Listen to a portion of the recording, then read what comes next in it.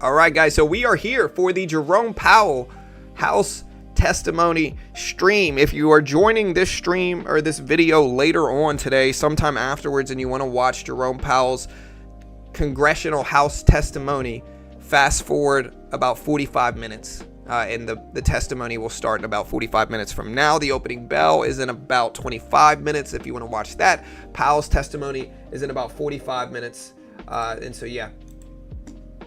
Let me know if redirect worked. It should have worked. But let me know if it did. It should have. All right, cool. It worked. Yeah, looks like it worked. All right, cool. And we are here today, guys. We got the House testimony.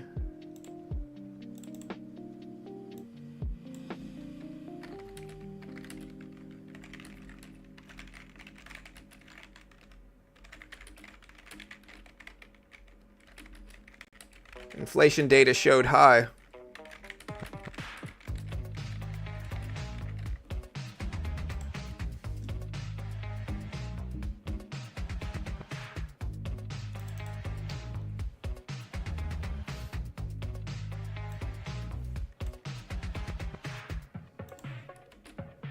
All right, guys.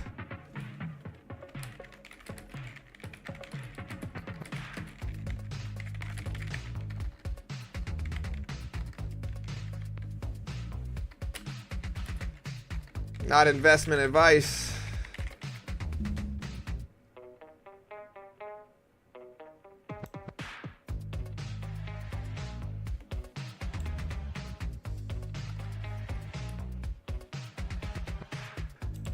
All right, guys, so we are here.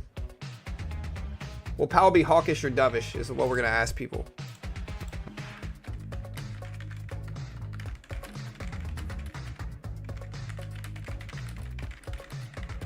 In this House testimony. Hawkish or dovish? Hawkish means restrictive, high interest rates. Dovish means less restrictive, low interest rates.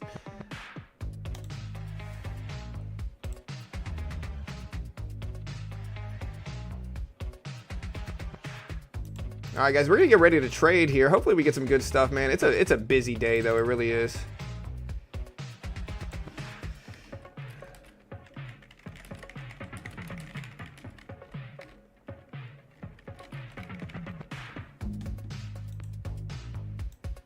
We'll put this big up on screen. We're gonna get ready to trade, guys, so stick around.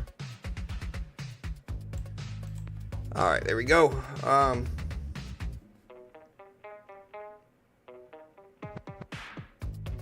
Do we finally get a Bitcoin correction? I mean, the market's correcting a little bit today.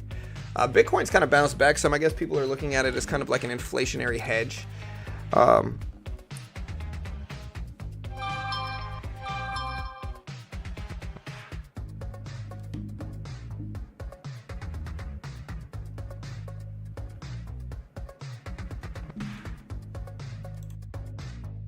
right, guys, we'll see what we get. Bitcoin down, Nvidia down, Tesla down, AMD down, Google down.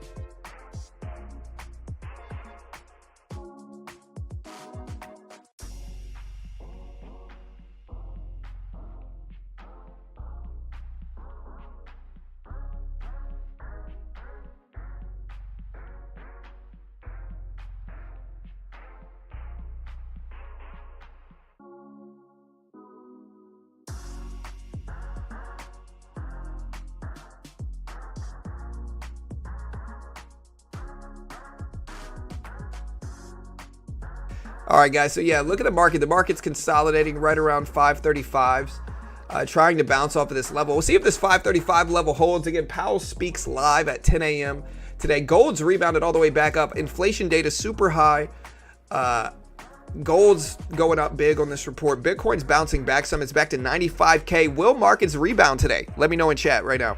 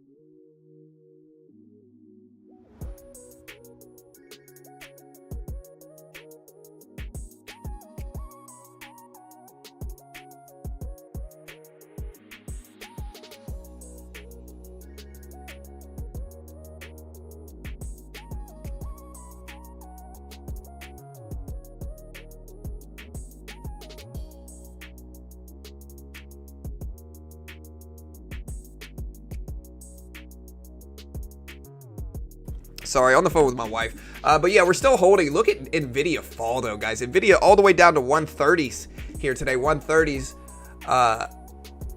Look at 29.14s for gold. 29.14. So gold's ripping up. NVIDIA's falling back down, testing 130, which is honestly a big psychological level. Hot potato. Yeah.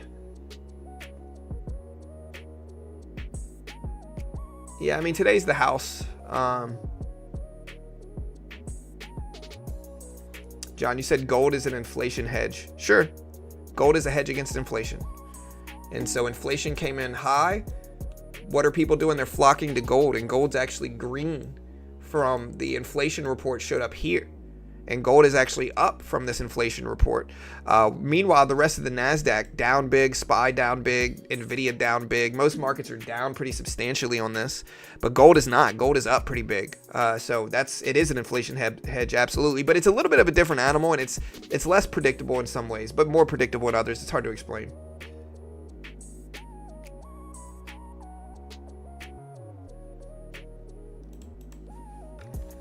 Whew. All right, guys.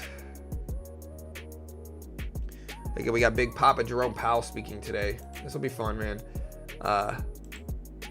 We asked people hawkish or dovish. 64% are hawkish. 36% are dovish.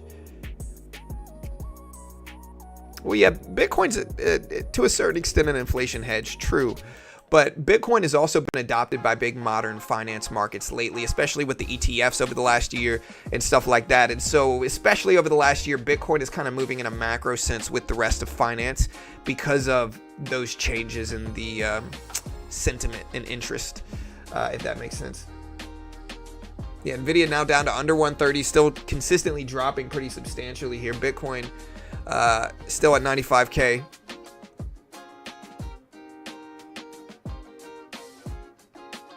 Yeah, I mean, I thought we would be higher than expected too, man. I thought we would be higher. I thought the market would not like it. But I also didn't want to put too much weight on my prediction, and so I certainly tried to preface everything with that. I thought this report would be a little bit more variance heavy.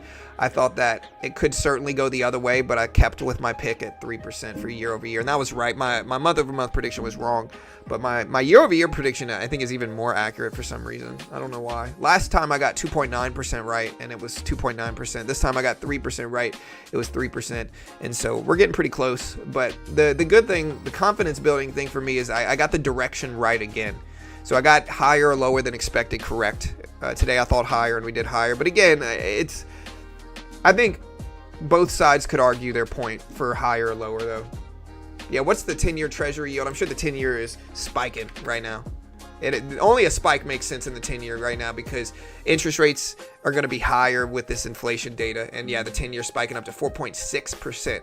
Chat, 4.6% on the higher than expected inflation data. If someone wants to invest in gold but with an ETF, GLD, there's a bunch of them. Just use AI and ask about the best gold ETFs with the least amount of fees.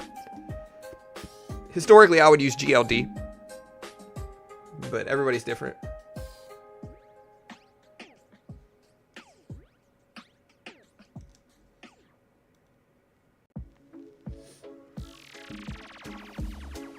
All right, guys, we got the opening bell coming soon here. Check, coming soon.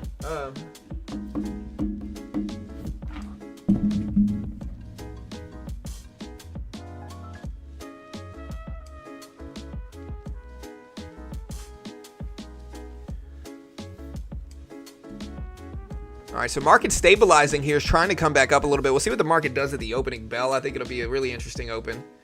All good, Nando.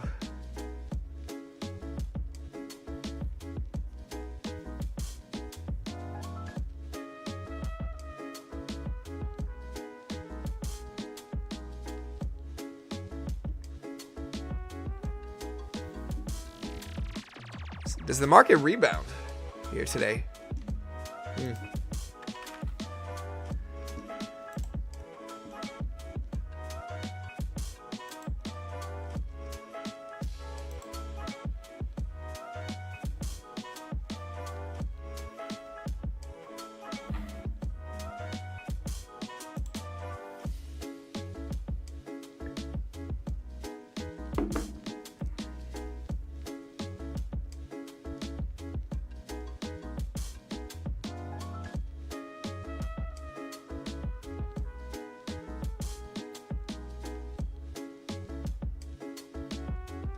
All right, chat.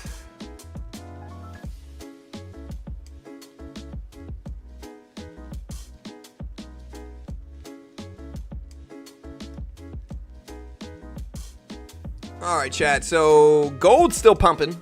Nvidia down big. Palantir down. AMD down. Everything down. Netflix down. Tesla. What's Tesla? Tesla's honestly kind of flat on this report. Interesting nonetheless. Let's get ready to trade. I gotta switch to the micro here for sure. I'm sure I got even more lines on my micro charts. Yep. Probably got a little bit too much here. I'm gonna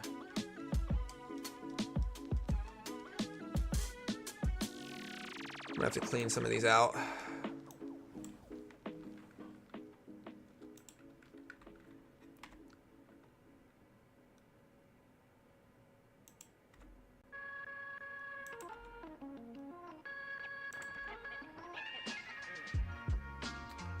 You know, I'm actually going to clear some of these lines out. And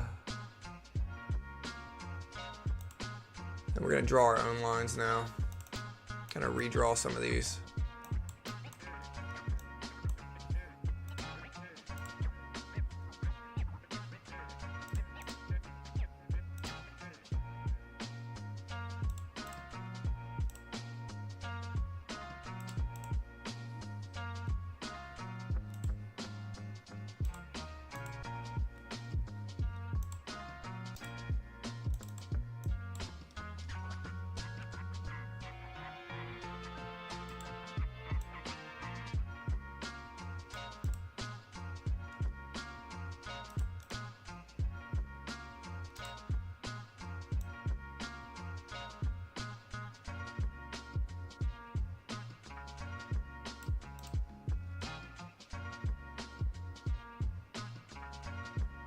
Here, I'm gonna have to get, there we go.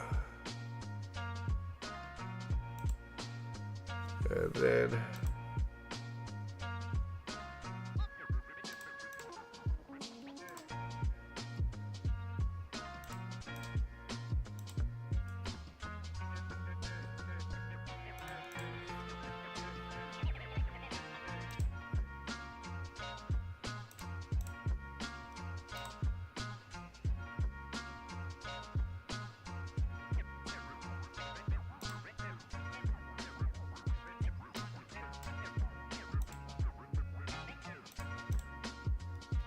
Sorry guys, I'm just jockeying into some levels that I like on these charts.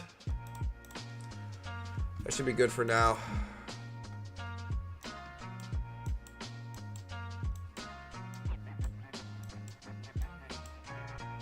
We got enough good ones on our charts. We can kind of get rid of some of these here, I think. These are both about the same. There we go. All right. I do need some levels underneath these though, so let's keep going back here.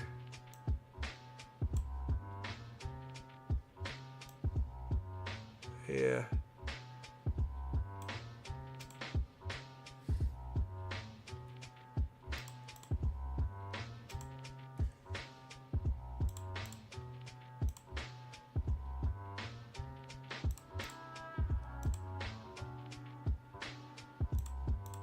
All right, that should be good.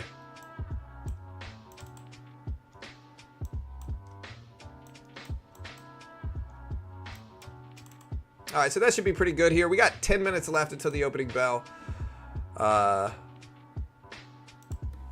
rid of this one too. All right, that's pretty good. We got our levels back up. We like this price action here. We'll put to a 1 minute chart. Should spread them out a little bit more. Yeah. All right, so far so good here, guys. Let's see what we get today.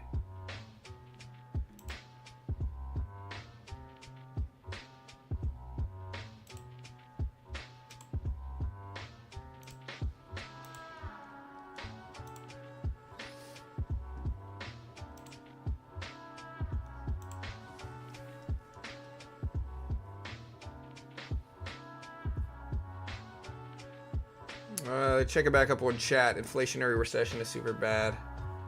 You mean stagflation? I don't know if we short or long. I really don't know. Nobody does. We have to wait and see what the open looks like. Yeah, 10 a.m. for Powell. Correct. I mean, it might be in big yellow letters at the bottom of the screen, but it could not. It might not be, but it could be. It's possible for sure.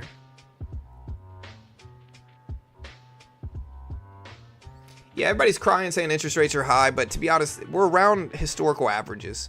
You know, the only people really crying are like lenders, like real estate agents, lenders, mortgage brokers. They're all kind of unhappy about it, but honestly, I'll say it once, I'll say it again. I'd rather us have restrictive monetary policy, weak economy versus high inflation. Powell speaking at 10 a.m. and 40 minutes roughly. Here, I'll put a timer up.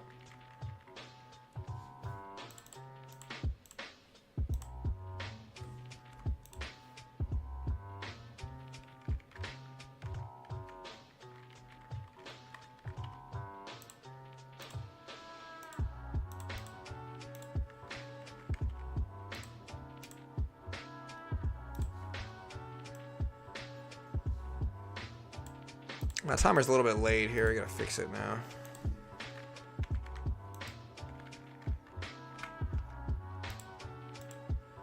There we go. All right, here's the timer for Powell. All right, guys.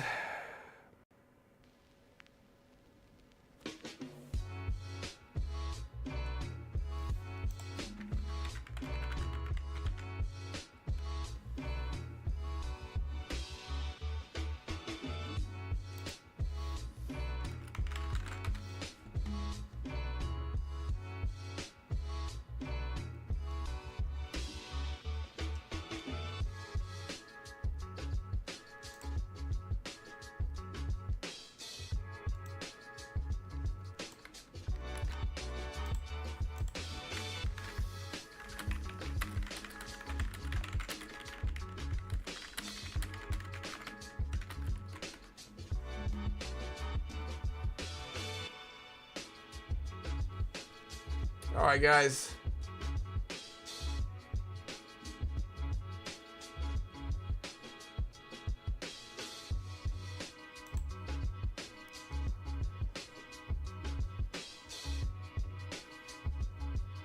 Keeps getting postponed.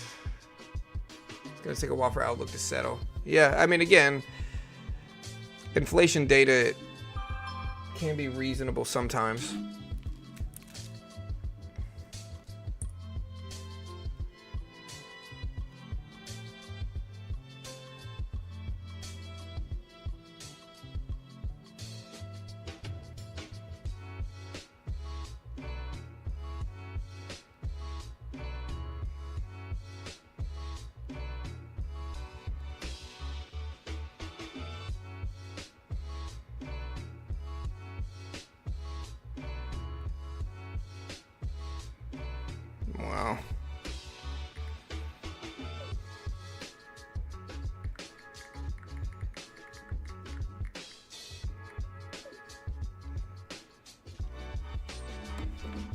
All right, guys, so we're at 557s.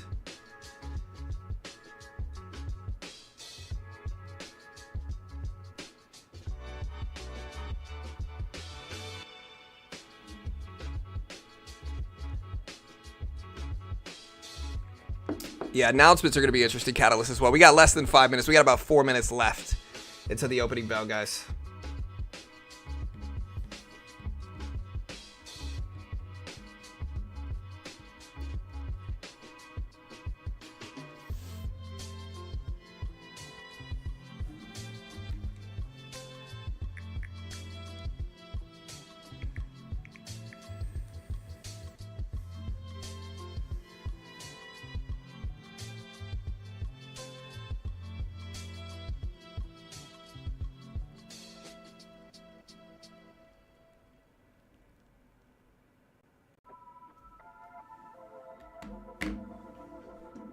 All right, so again, we're creeping back up, though. So we stabilized after inflation data came out.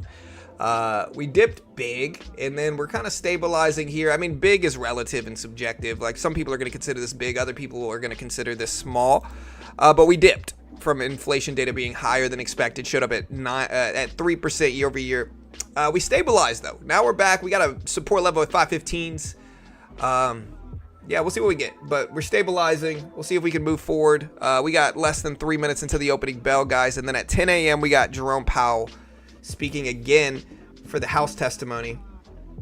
Twice a year, Powell does something called the semi-annual monetary policy report to Congress.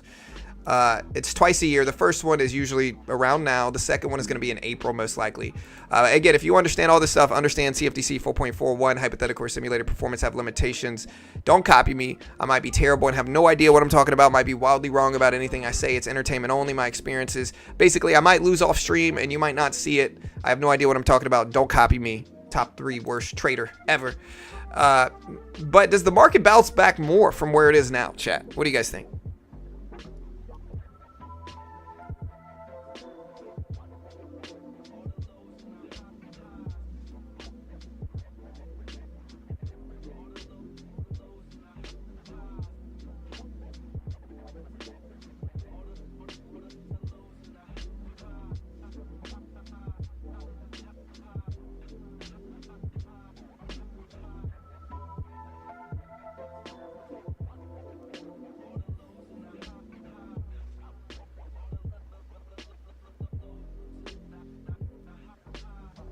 Tesla at 329.60s, 329.50s. Still slightly green on the day for Tesla still. Still slightly green. Yeah, Powell might influence it. But again, I think we already kind of got Powell's stance on this yesterday. So I'm wondering how much influence Powell's going to have over markets today. He might have influence, but he might not as well. I think we got to draw another level based off of this price action right around here too now. But it depends on what he says. It depends on what he says. Again, we already got a lot of updates from him yesterday, and so we got 30 minutes until the Powell testimony here. Less than a minute before the opening bell.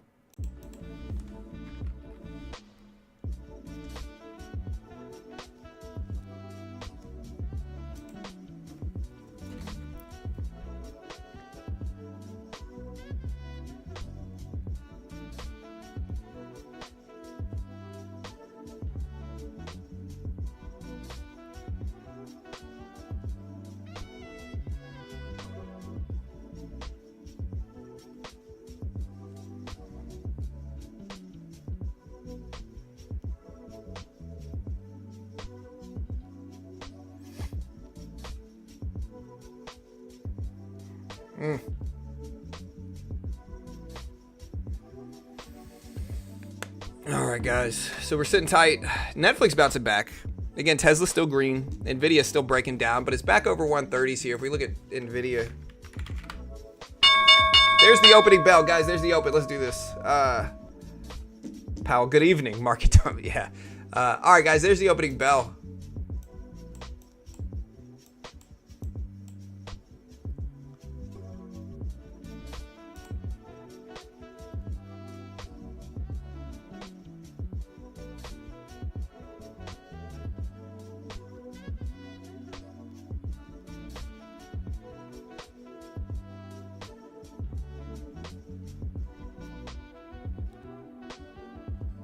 AMD at 109.50s.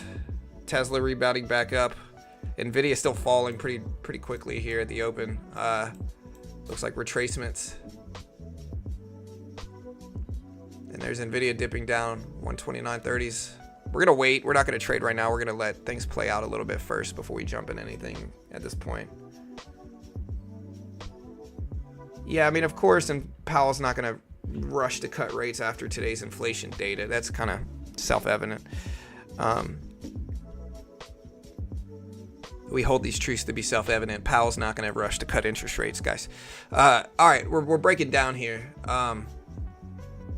Nvidia finding a little leg though here. Let's see if it bounces back up. Gold's still, pushing higher. AMD breaking down lower. Now, big money certainly takes ETF positions for sure. Yeah. Tesla bouncing up though for some reason. What's Apple doing? Apple's coming down some here too.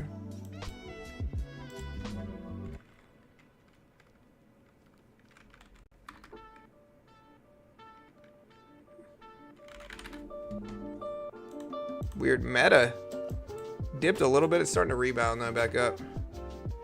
I'm gonna buy some trades here. We're gonna get in 2 contracts. There we go. Took half out. Let the rest rise pretty quickly there. So we just made 40 bucks real quick at the opening bell. We'll take it. Buying the dip.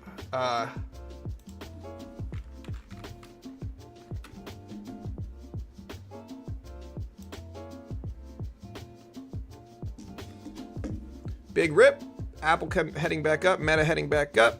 Nvidia bouncing back up. AMD bouncing back up. Palantir moving back up. Netflix is kind of flat. Tesla's still up big though. Doesn't mean much yet. We're gonna have to wait and kind of hang out and see.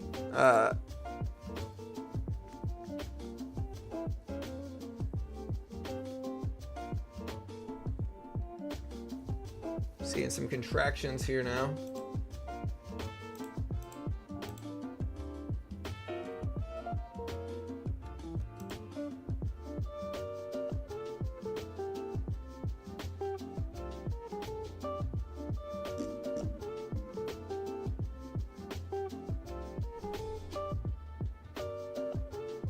Look at that support hold here too. This is how you use those levels to find an edge. Look at that bounce. We pulled directly down to that spot. Directly down to that spot. Meta turning here a little bit though. I'm gonna put up some other charts right now. We're gonna put Apple up here on the top. A little choppy. And I think the market could be choppy leading into Powell too. Still really early to tell which direction the market's going to head today.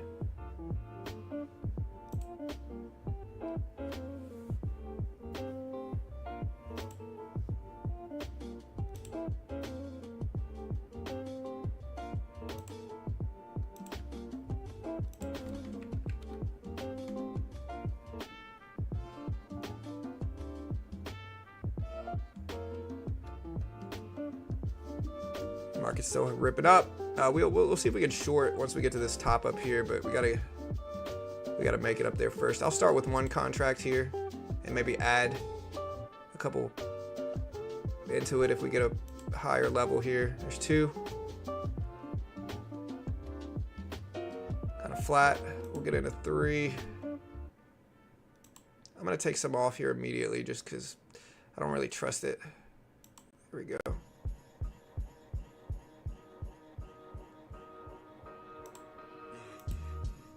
3 contracts. That's a big rip. I'll see if we retrace back down, but I'm not really liking it. I took 1 off here. Took the other. So we're kind of flat on the day now. Yeah. I think we're still green, but not by much. Very strong movement. Oh no, we're slightly red.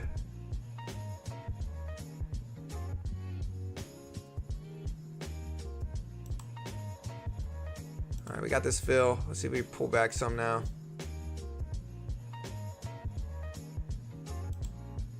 Took half off. Didn't really get a good fill there. There we go. There we go. What?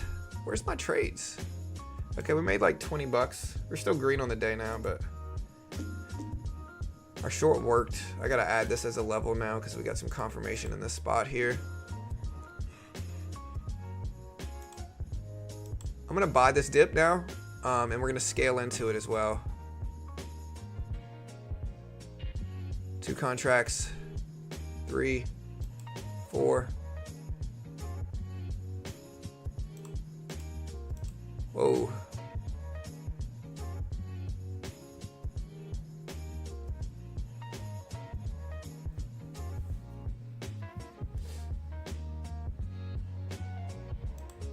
Take half off, lock it out.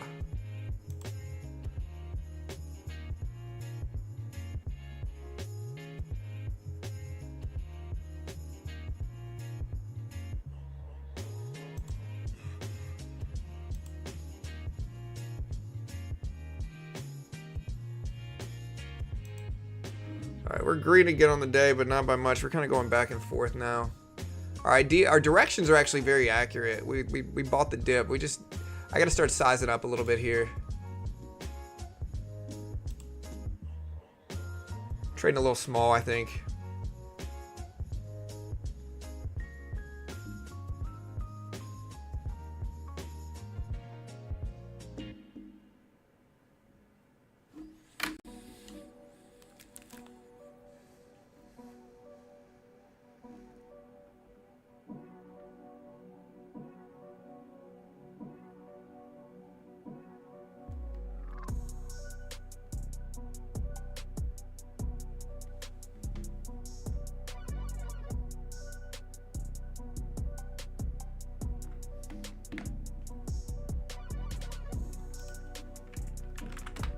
All right, guys, we got 20 minutes left until the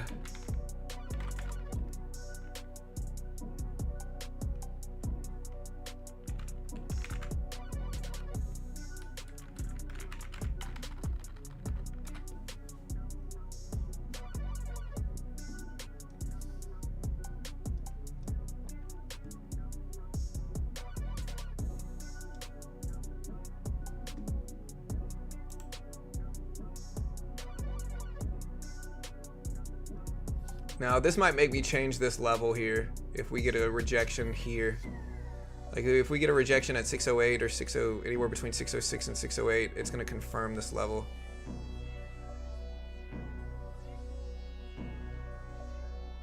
Yep. Okay. We're going to bring this level up slightly there. Bring it to 605.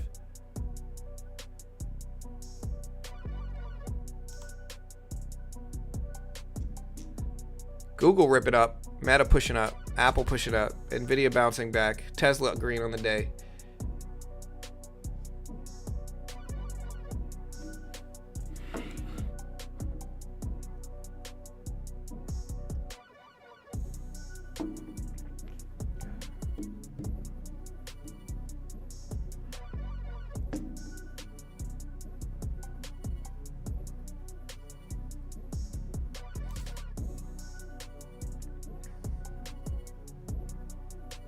All right, guys, we got Jerome Powell's House testimony live at 10 a.m. right here. 20 minutes. We are bouncing back some. I will start to short. I need some larger size, though, but...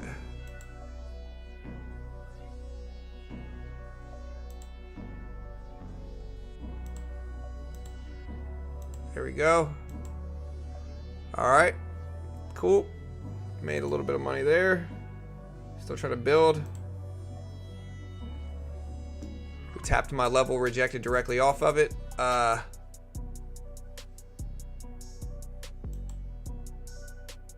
gonna start buying up large size.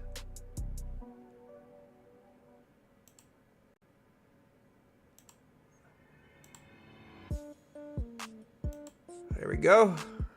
Cool. Pushing towards $100 in profit on the day or so. We got the retracement. Let's see if we get the dip bounce right around the spot. We gotta watch what everything else is doing though. Again, Powell speaks. Apple's turning quickly, guys. Y'all be careful. Apple's turning quickly. It might mean short-term dips. But Apple actually just bounced back. I'm sorry. I retract my previous statement.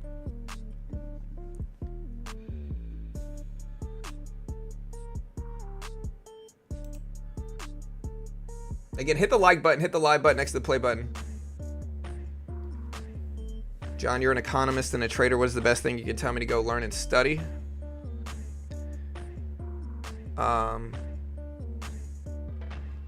Economics, supply and demand, bonds market. All those things should help you if you understand the bonds market,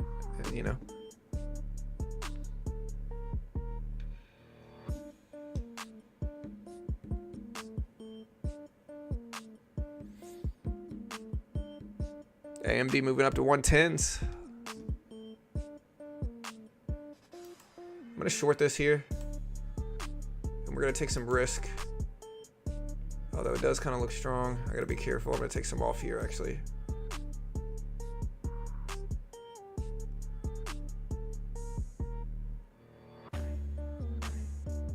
Yeah. So I saw the strength show up immediately. Luckily, I cut most of it there. Still green on the day.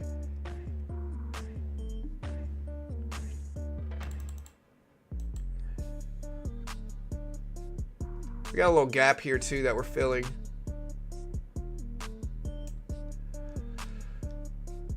All right.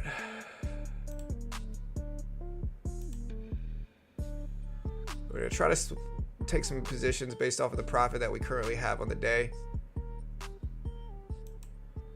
Oh, I didn't mean to do that. I'm trying to get into a short position with some size is what I'm trying to do here. There we go. All right, cool.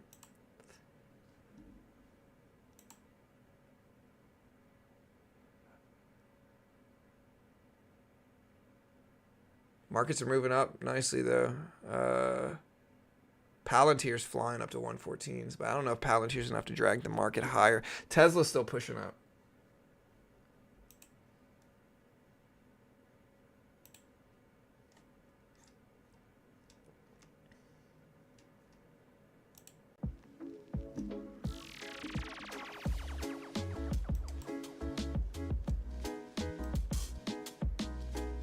All right, I'm gonna take some size, trade off of the risk that I've built already on the day. Oh,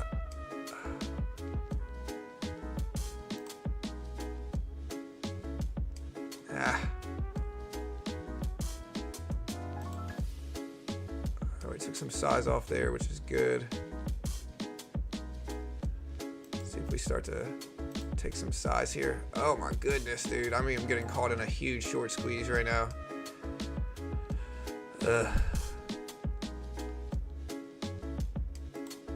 Well, could have been worse now. Luckily, it retraced a lot. Definitely red on the day, but man, this thing retraced quickly. I'm gonna have to switch accounts so I don't end up giving too much back here. Guys, we're gonna switch to a different account on the day now for sure. Well, we burned that one. We just had a huge rip. I'm trying to see what it was too. I think it's Nvidia climbing back up, to be honest.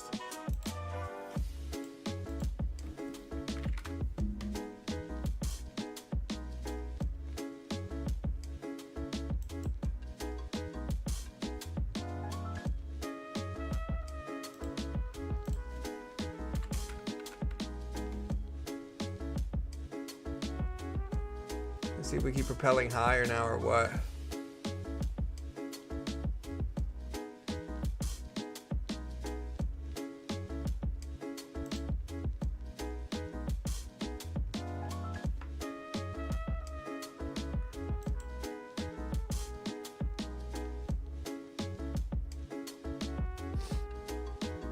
We're moving up, but it's a risky market right now, guys. Y'all just be careful.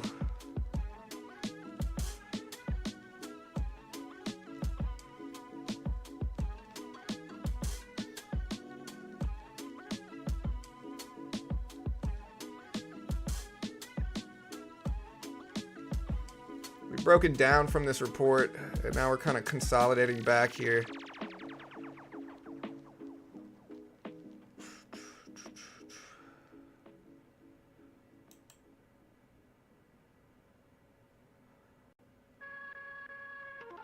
See if we start to come back down now.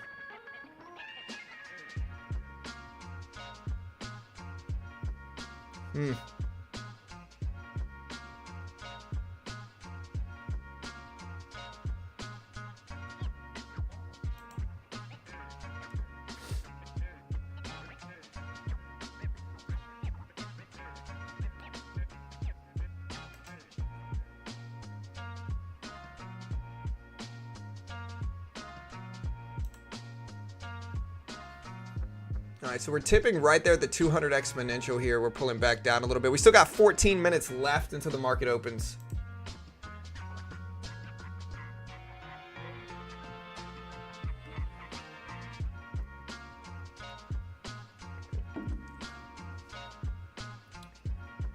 Just depends on how much the market pops like this, to be honest.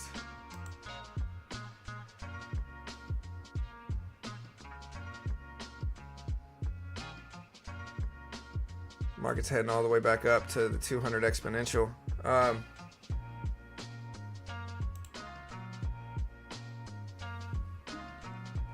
Weird how the market dumps down and then it rips all the way back up. We're going to try to short the 200 EMA here. Couple contracts. Took half off, a third off, I mean. See what the rest does here.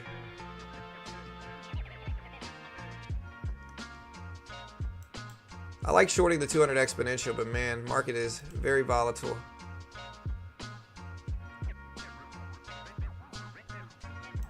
There we go. All right, so we ended up making a little bit here on this account too.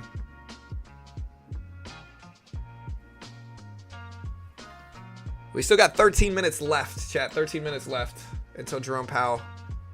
Will Powell be bullish or bearish? I don't know.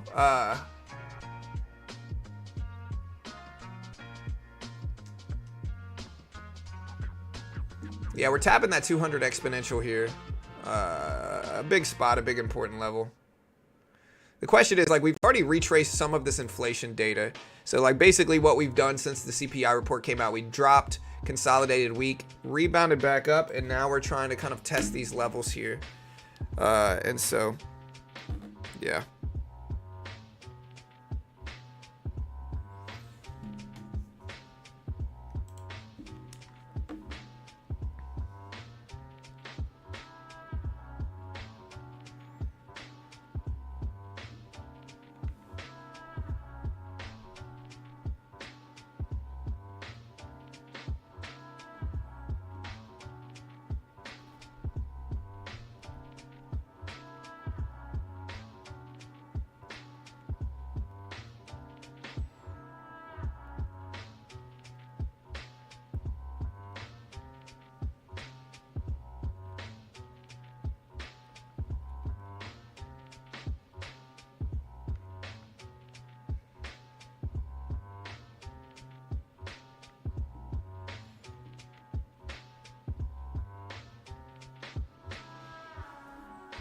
All right, so we did reject exactly off of that 200 EMA level. All right, guys.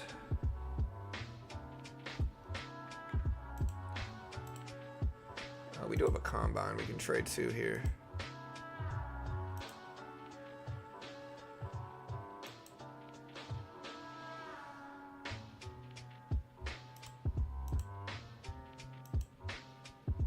So we might rip back up too. Looks like the market is ripping back up. Huh.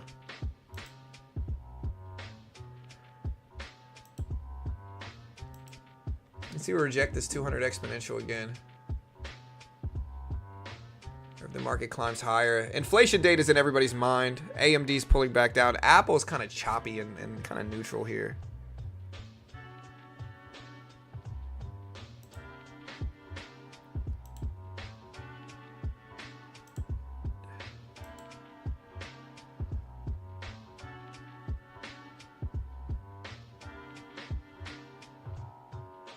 All right, guys, listen, we got exactly 10 minutes left. Exactly 10 minutes left.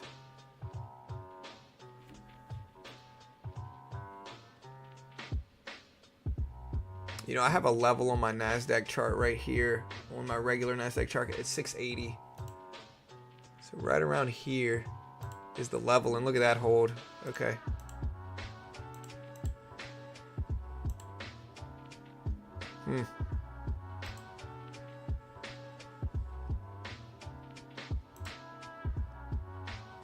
I don't know what the market's gonna do here.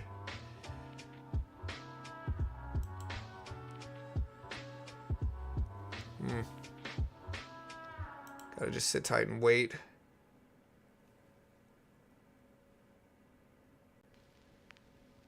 And I think a good move that I need to start doing on my regular accounts too is I need to get green and then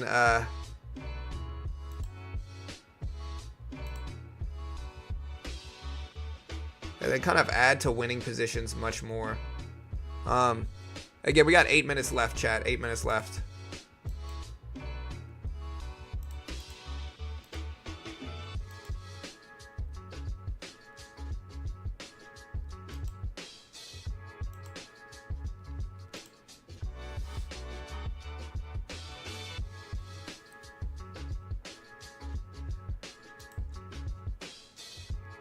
Market's still testing that 200 exponential spot.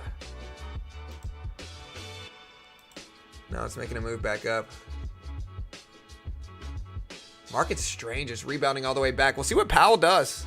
Here, we'll see what Powell does. Netflix is rising. Tesla's rising up too. We'll see what Powell says today, man. Market's rising. Dumped a lot from CPI, fighting back this morning.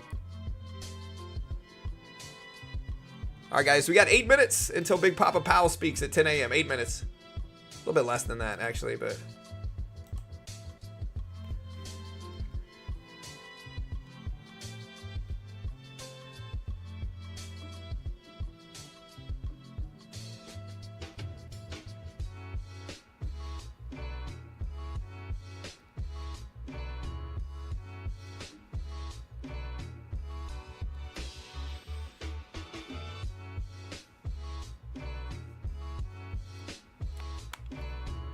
So we're consolidating here. We'll try to buy this dip now.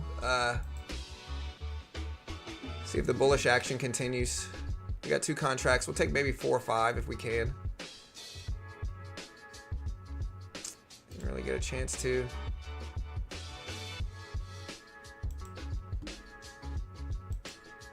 All right, made a little bit there.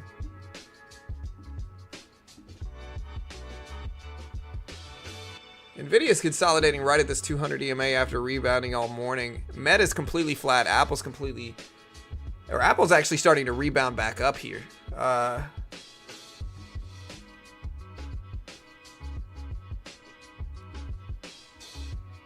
7 minutes left, chat. We got about 1,700 viewers here. And again, before we go anywhere, if you want to day trade with me, try TopStep. TopStep gives you a demo. They test your skill with a demo account first. If you pass the test, they fund you. If you fail, you only lose what you pay for it. It's a beautiful test of skill, a beautiful way to learn how to trade without risking too much money. Most day traders have a very similar story.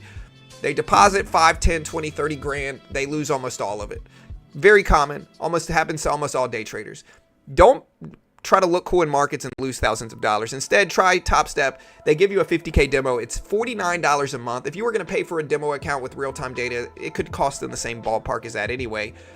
They give you a 50K demo. If you can make 3K in profit on said demo without losing 2K first, following their rules and conditions, I'm going to buy this dip. They fund you 50K with a 90% split, and this is very similar to day trading stocks. You can see how similar this is to day trading stocks. We're going to go ahead and take a little bit more off here and maybe hold the rest break even. If you pass the test, you get a 90% split. You get to keep your first 10K in profit as well. No PDT in futures. I'm day trading basically the QQQ price action.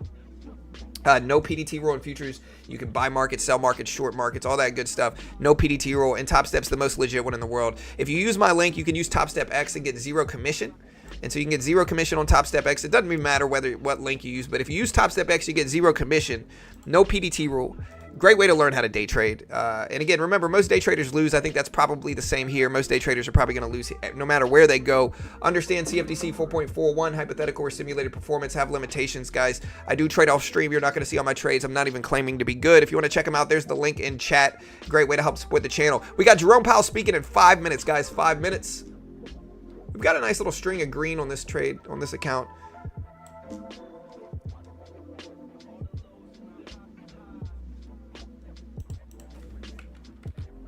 Coming soon, guys. Powell. Day 2. Let's see what this looks like, to be honest. Market has bounced all the way back to the 200 exponential. You can see the NASDAQ 200 EMA right here. And so we bounce all the way back to the 200 exponential. It's kind of a make it or break it milestone level. We got 4 minutes until Powell speaks, chat. 4 minutes.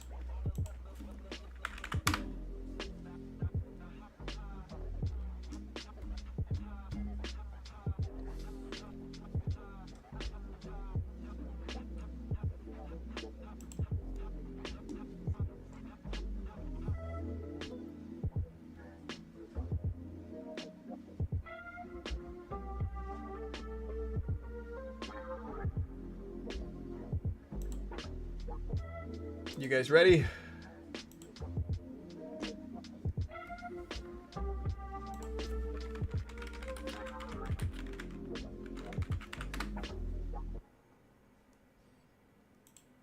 All right, guys, we got 3.5 minutes left. 3.5 minutes.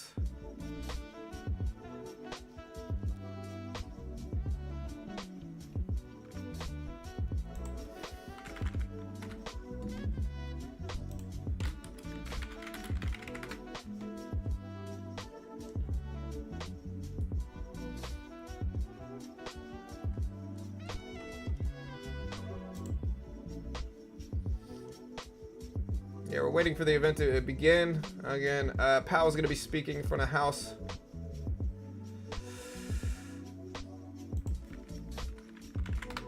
Let me get this ready.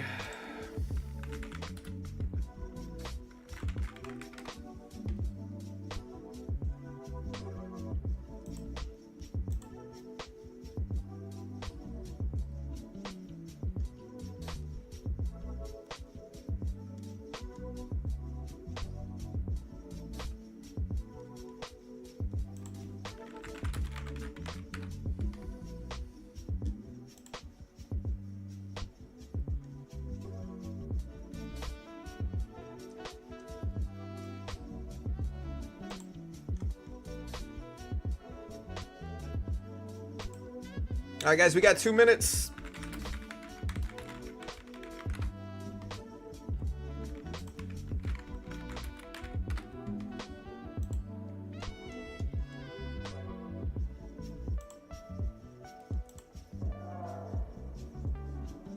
All right, we got this live here, chat.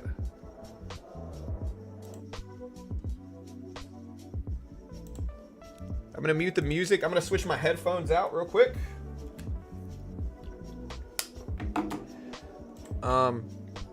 And yeah, let me know what you guys can hear. I'm gonna mute the music. And let's build the page.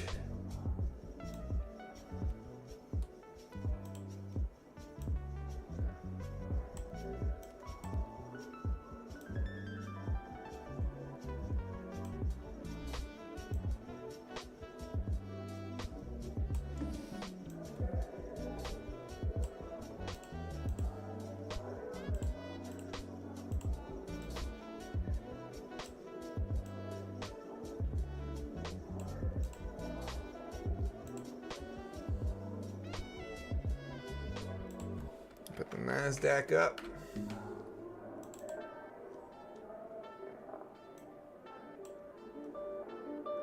Put maybe like Bitcoin right here. Yeah, we're waiting for them to start, guys.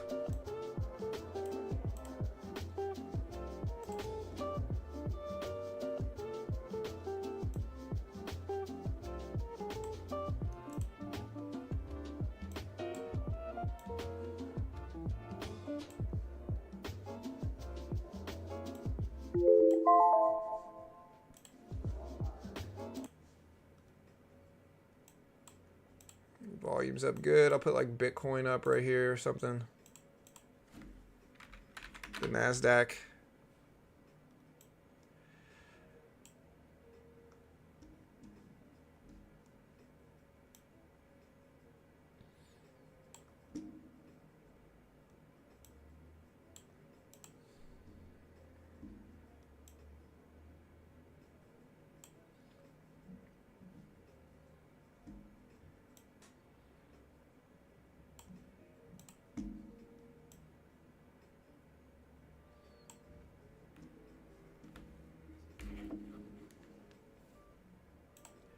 Yeah, we're still waiting for them to start. I'm not sure what's going on with them right now, but they haven't started yet.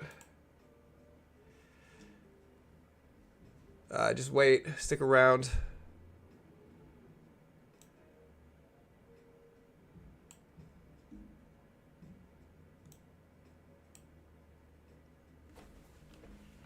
I'm going to plug this headphone in, guys, so bear with me. It should be ready.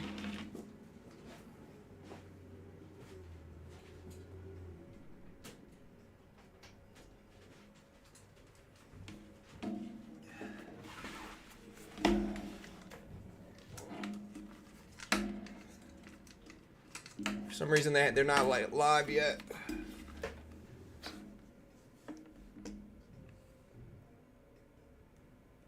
Market's dipping.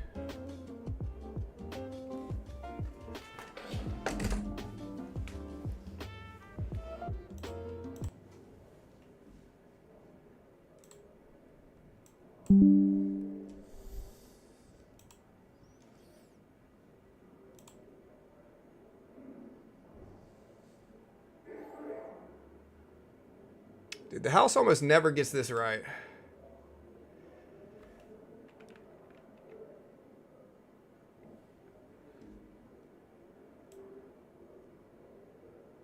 Yeah, here's the policy report. Waiting for them to start. Nothing yet.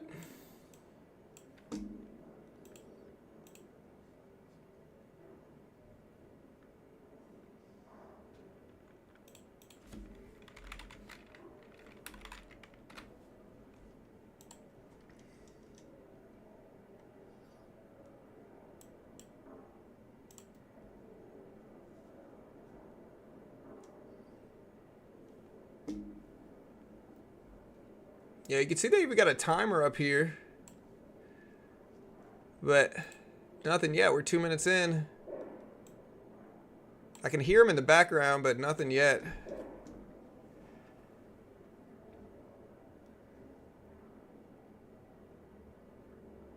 This is the House Committee on Financial Services.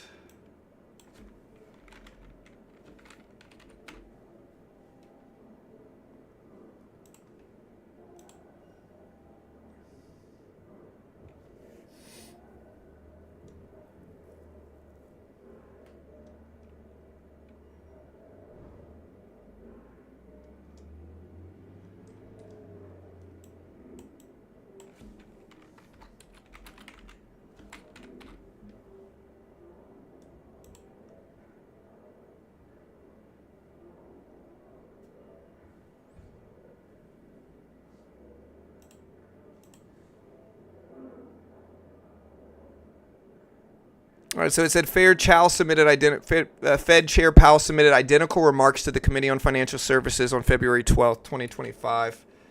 Put this up on screen so you guys can see it.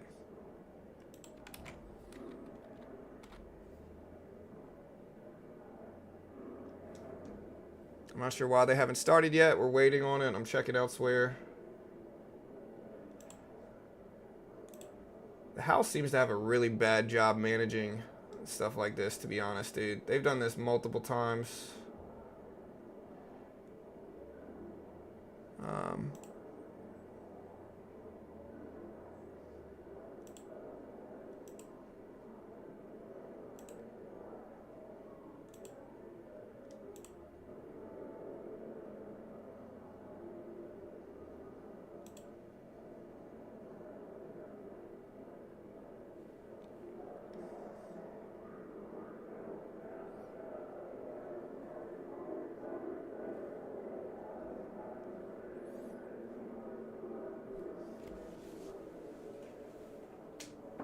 Put my headphones on.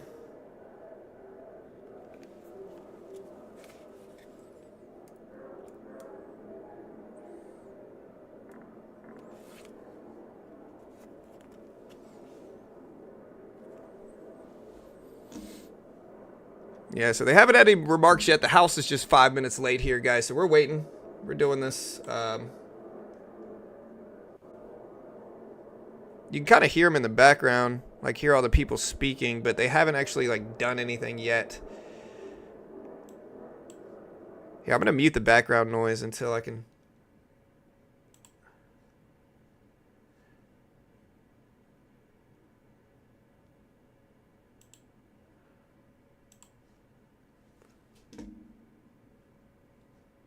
I don't know what's going on with them. They're just late.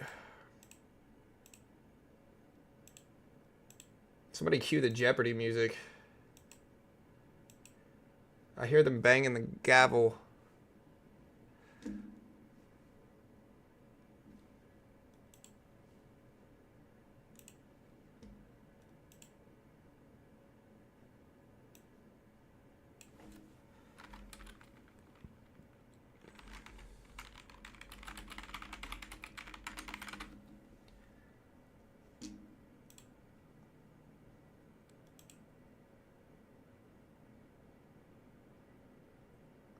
Yeah, so yeah, they're just late. I'm kind of checking everywhere.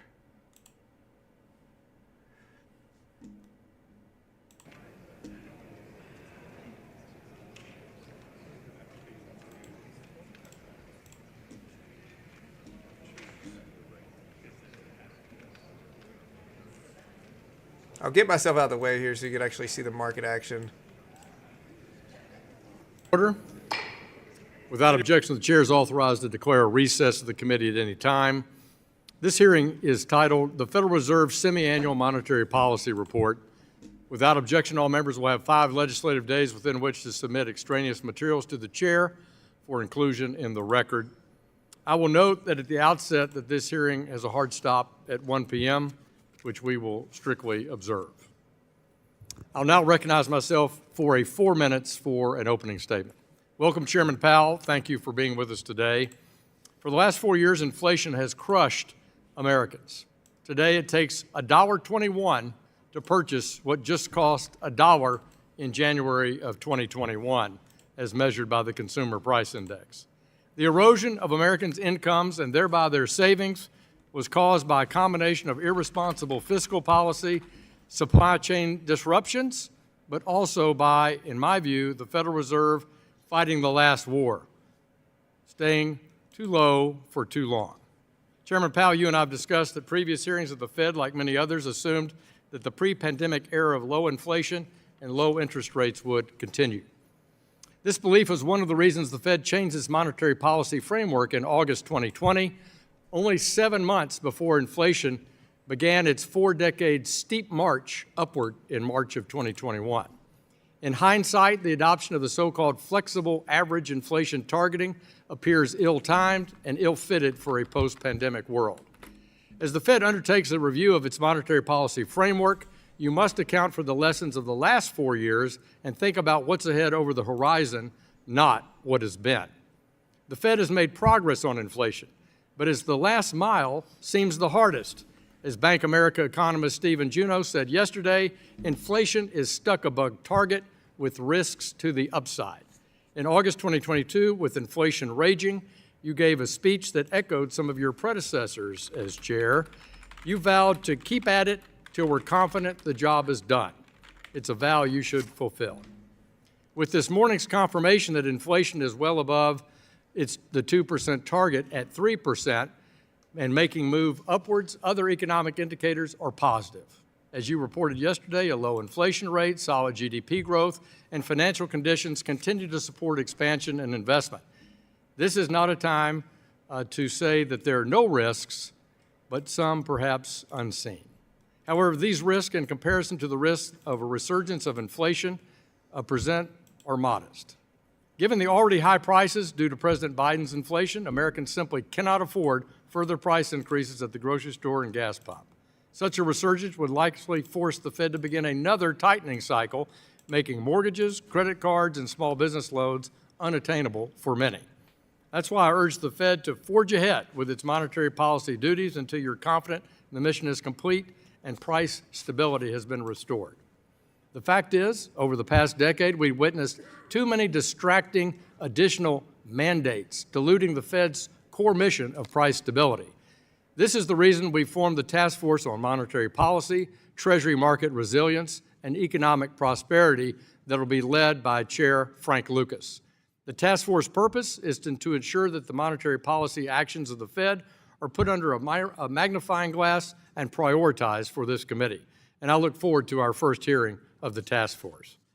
I now want to turn to some of the other Fed responsibilities: bank regulation and supervision. The Fed was created by Congress to be an independent agency. The intent is to insulate the Federal Reserve's monetary policy from political influence. Unfortunately, in the last 2.5 years of the Biden administration, the Fed took on serious liberties with its independence in the areas of supervision. In law, Federal Vice Chair for Supervision is to develop policy recommendations that then are been brought to the Board of Governors for consideration. In my estimation, over the years, you and the board have been too deferential to the statutory Vice Chairman for Supervision. Vice Chair Barr turned the Basel III endgame rulemaking into a partisan attempt to propose a massive hike on capital on American banks, making them less competitive. The Fed has a chance right now to get back on the right track and preserve its independence for the long-term benefit of the American people. And with that, I yield back. Chair recognizes Mr. Lucas, the Chair of the Monetary Policy, Treasury Market Resilience, and Economic Prosperity Task Force for 1 minute. Thank you, Mr. Chairman. While there are differences of approach in this room, a bipartisan guiding principle is that maximizing economic growth is the path to economic prosperity. It is the single greatest factor in delivering opportunity and improving the quality of life for the folks back home. The actions of the Federal Reserve and the machinery of monetary policy play an important role in economic stability. With the 5-year review of the monetary policy framework underway, I hope this will be an opportunity to evaluate the effectiveness of the Fed's toolkit and its vast influence on the lives of every American. The creation of the new monetary policy, Treasury Market Resilience, and Economic Prosperity Task Force will afford us the opportunity to dive deeper into this topic. Chairman Powell, thank you for being here. There are real issues that deserve our attention, and I hope today will be productive. I look forward to hearing your testimony on the state of the economy, where we're at, and where we're headed. Yield back, Mr. Chairman. Gentleman yields back. The chair recognizes Mr. Vargas, the ranking member of the Monetary Policy, Treasury Market Resilience, and Economic Prosperity Task Force for 1 minute. Thank you very much, Mr. Chairman, and thank you, Ranking Member. And thank you, Chairman Powell, both for your years of public service and for appearing before our committee today. As a ranking member of the newly formed Monetary Policy, Treasury Market Resilience, and Economic Prosperity Task Force, I look forward to working with Chairman Lucas and the rest of my colleagues to address these important issues. The research is clear. Independent central banks perform better in carrying out their mandates than politically motivated central banks. The independence of the Federal Reserve is crucial to achievement of this dual mandate goals to maintain both maximum employment and stable prices. And although this dual mandate has been criticized by some, it continues to serve Americans well. It has not prevented the Fed from making substantial progress on driving down inflation, all the while avoiding a recession, which many saw as inevitable. I look forward to your testimony, Chairman Powell, and I yield back. Gentleman yields back. I'd like to turn to the gentleman from Michigan and yield to him for a point of personal privilege. Mr. Heisinger. Thank you, Chairman Hill. And as we all know, all good things must come to an end. And I want to take a minute to recognize someone who is leaving the committee, but has been an integral part of the oversight work Republicans have done over the last 5 years. Although Nicole Vo is all of 29 years old, something that we tease her about on a fairly regular basis, I quickly realized that despite her physical stature, she was a force to be reckoned with. Her dedication to my team, this committee, her colleagues, and this institution are something that we all should aspire to achieve. And Nicole has effectively served in various roles, from a professional staff member right out of law school to now Deputy General Counsel in this particular Congress. And her time with the committee, Nicole has worked on or led investigations into Sam Bankman-Fried, the bank collapses of 2023, terrorist financing, culture and corruption at the FDIC, and the SEC's climate disclosure rule, just to name a few. And I've sat through her questioning, and it's fierce and tenacious and directed. Myself, my team, and frankly, the whole Financial Services Committee team can't thank Nicole enough for her work and what she has done on behalf of this organization. And like all good staffers, she has become a confidant, a sounding board, has the ability to say no in a very nice way, but in a very tough way as well. And although Nicole will be leaving the committee, her contributions will not be forgotten and are deeply cherished. So thank you, Nicole. We deeply appreciate all your work, and I yield back.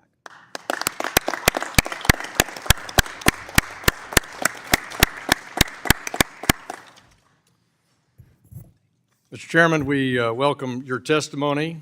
Chairman Powell, you'll be recognized for 5 minutes to give an oral presentation of your testimony. Without objection, your written statement will be made part of the record. You're now recognized for 5 minutes. Chairman Hill, Ranking Member Waters, and other members of the committee, I appreciate the opportunity to present the Federal Reserve's semi-annual monetary policy report. The The Federal Reserve remains squarely focused on achieving our dual mandate goals of maximum employment and price stability for the benefit of the American people. The economy is strong overall and has made significant progress toward our goals over the past 2 years. Labor market conditions have cooled from their formerly overheated state and remain solid. Inflation has moved much closer to our 2% longer-run goal, though it remains somewhat elevated. We are attentive to the risks on both sides of our mandate. I will review the current economic situation before turning to monetary policy. Recent indicators suggest that economic activity has continued to expand at a solid pace. GDP rose 2.5% in 2000. Mr. Chairman, can we ask you to pull your mic a little closer, please? Thank you so much. Sure. Recent indicators suggest that economic activity has continued to expand at a solid pace. GDP rose 2.5% in 2024, bolstered by resilient consumer spending. Investment in equipment and intangibles appears to have declined in the fourth quarter, but was solid for the year overall. Following weakness in the middle of last year, activity in the housing sector seems to have stabilized. In the labor market, conditions remain solid and appear to have stabilized. Payroll job gains averaged 189,000 per month over the past 4 months. Following earlier increases, the unemployment rate has been steady since the middle of last year and, at 4% in January, remains low. Nominal wage growth has eased over the past year, and the jobs-to-workers gap has narrowed. Overall, a wide set of indicators suggests that conditions in the labor market are broadly in balance. The labor market is not a source of significant inflationary pressures. The strong labor market conditions in recent years have helped narrow long-standing disparities in employment and earnings across demographic groups. Inflation has eased significantly over the past 2 years, but remains somewhat elevated relative to our 2% longer-run goal. Total PCE prices rose 2.6% over the 12 months ending in December, and excluding the volatile food and energy categories, core PCE prices rose 2.8%. Longer-term inflation expectations appear to remain well anchored, as reflected in a broad range of surveys of households, businesses, and forecasters, as well as measures from financial markets. Our monetary policy actions are guided by our dual mandate to promote maximum employment and stable prices for the American people.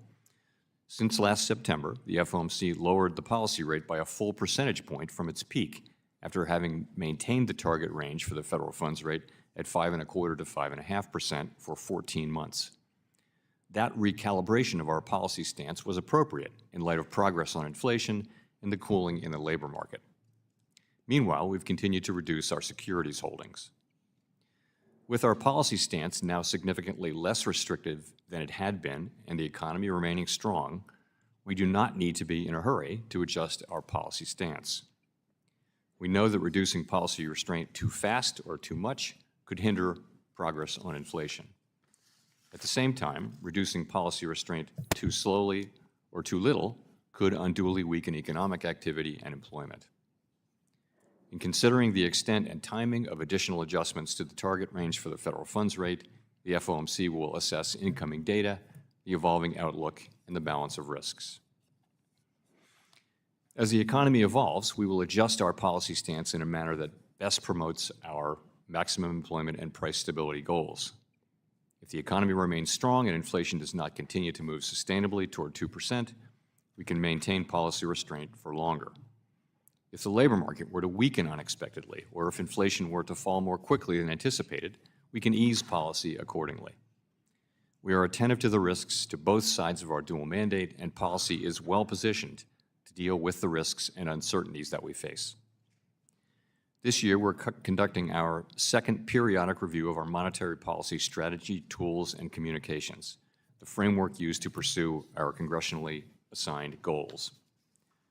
The focus of this review is on the FOMC's Statement on Longer-Run Goals and Monetary Policy Strategy, which articulates the committee's approach to monetary policy, and on the committee's policy communications tools.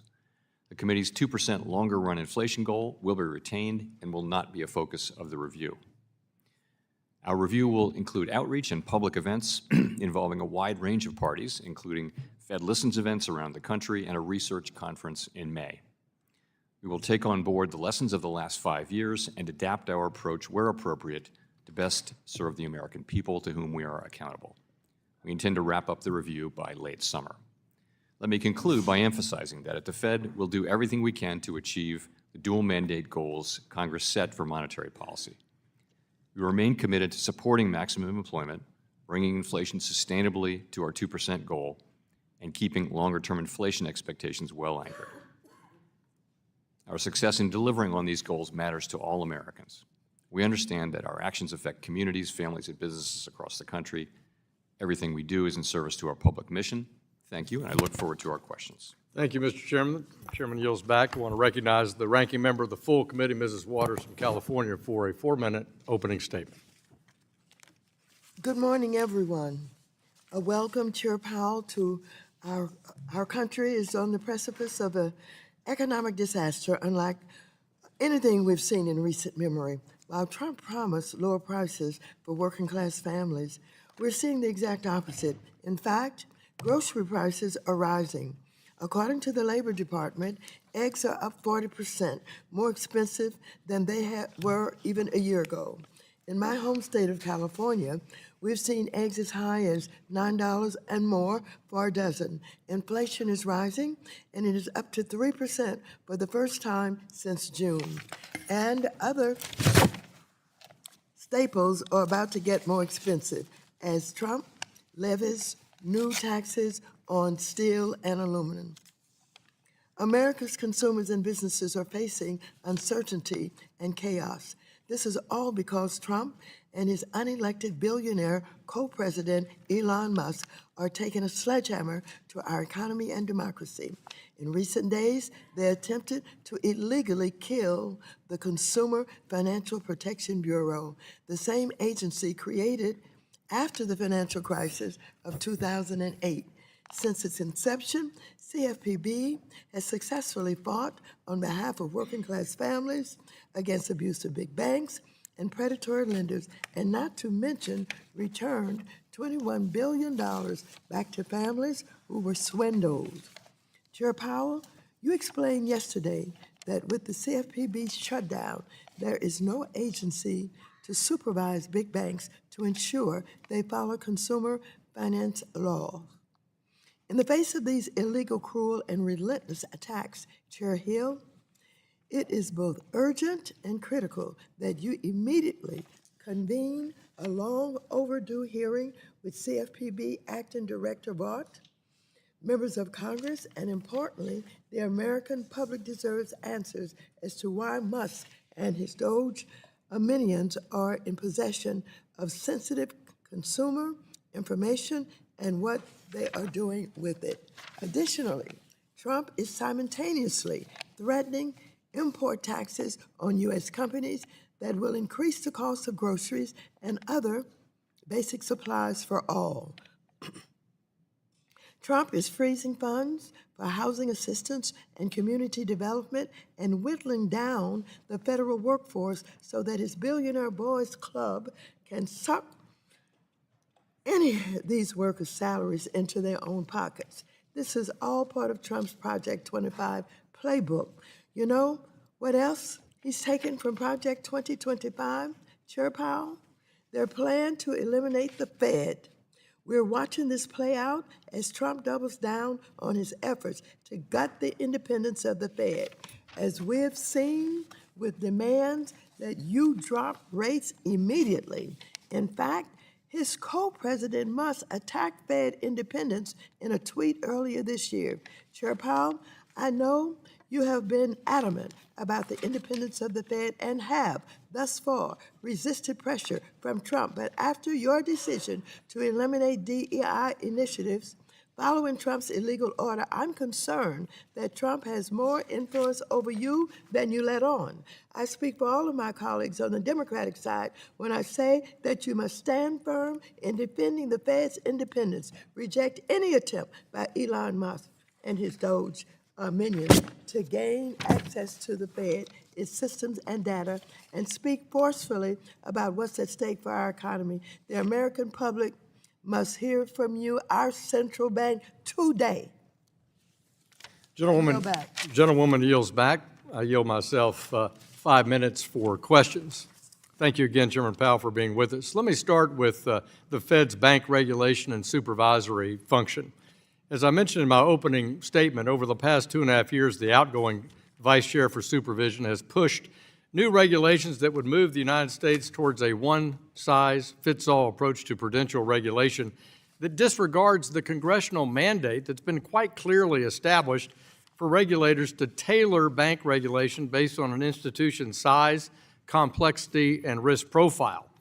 Earlier this year, the Fed board announced that Michael Barr would be stepping down from his position as vice chair on February 28, 2025, or earlier, should a successor be confirmed. Significantly, the board also announced at that time that it does not intend to take up any major rulemakings until a vice chair for supervision successor is confirmed. I've discussed this with you. I've got concerns about that. You're not abdicating your supervisory response while we wait around for a vice chair for supervision. Do you agree that it's the Board of Governors that has the responsibility for bank supervision policy? I do, and I would also agree that we need to carry on with our regulatory and supervisory duties. We can't take a holiday, and we will proceed with the things that we should be proceeding with.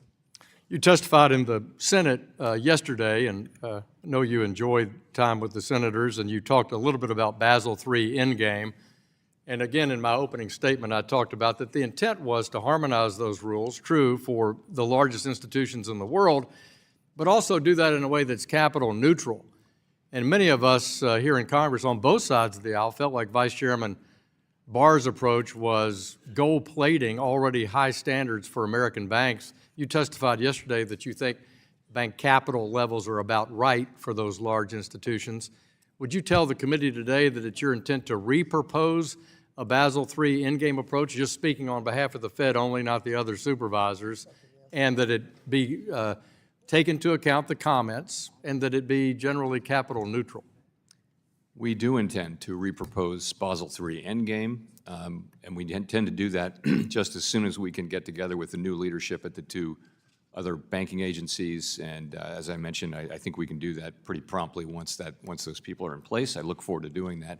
My long-held view, as I've said in many of these hearings, is that capital in the banking system for the largest banks is at about right. And that would be my starting point on going into these discussions. But I do want to defer. I do want to leave it for my upcoming new leadership at those agencies to have their own views on that. I think that's important. I think it needs to be coordinated and harmonized among our supervisory agencies. And I do want you to take into account how Basel III Endgame proposal interacts with other pending rules, whether they're on liquidity or the other things like operating risk in the companies. I think that was a lot of centrality of the comments that we saw on your Barr proposal. Turning to monetary policy, looking back at 2020 and 2021, I was looking at all the principal monetary policy rules that you report in your semi-annual report. And had you followed any of the monetary policy rules that you track, they would have had you tighten sooner in the cycle rather than waiting. And I think that could have reflected, maybe not seen us have a 40-year high in inflation. Using the benefit of hindsight, do you think you should have looked at those rules more closely in the open market operations and tightened sooner? I will say, and I've said before, that hindsight suggests that it would have been good if we had tightened earlier. I don't know how much difference that would have made, but I'd be very careful with those rules. Those rules in the middle of last year suggested that our policy rate was a couple hundred basis points too high. So we need to. They're a starting point, not an ending point. Is right. But we've had this conversation before. The point is that they do offer a roadmap, and you do mention them in writing in your monetary policy reports, except for one time during the pandemic. And I think, though, that you're adding that to your reference point in your forward guidance and in your communications, I think would be important. Can you tell us about the review of the inflation targeting and when you expect to complete that? Expect to complete it by late in the summer this year.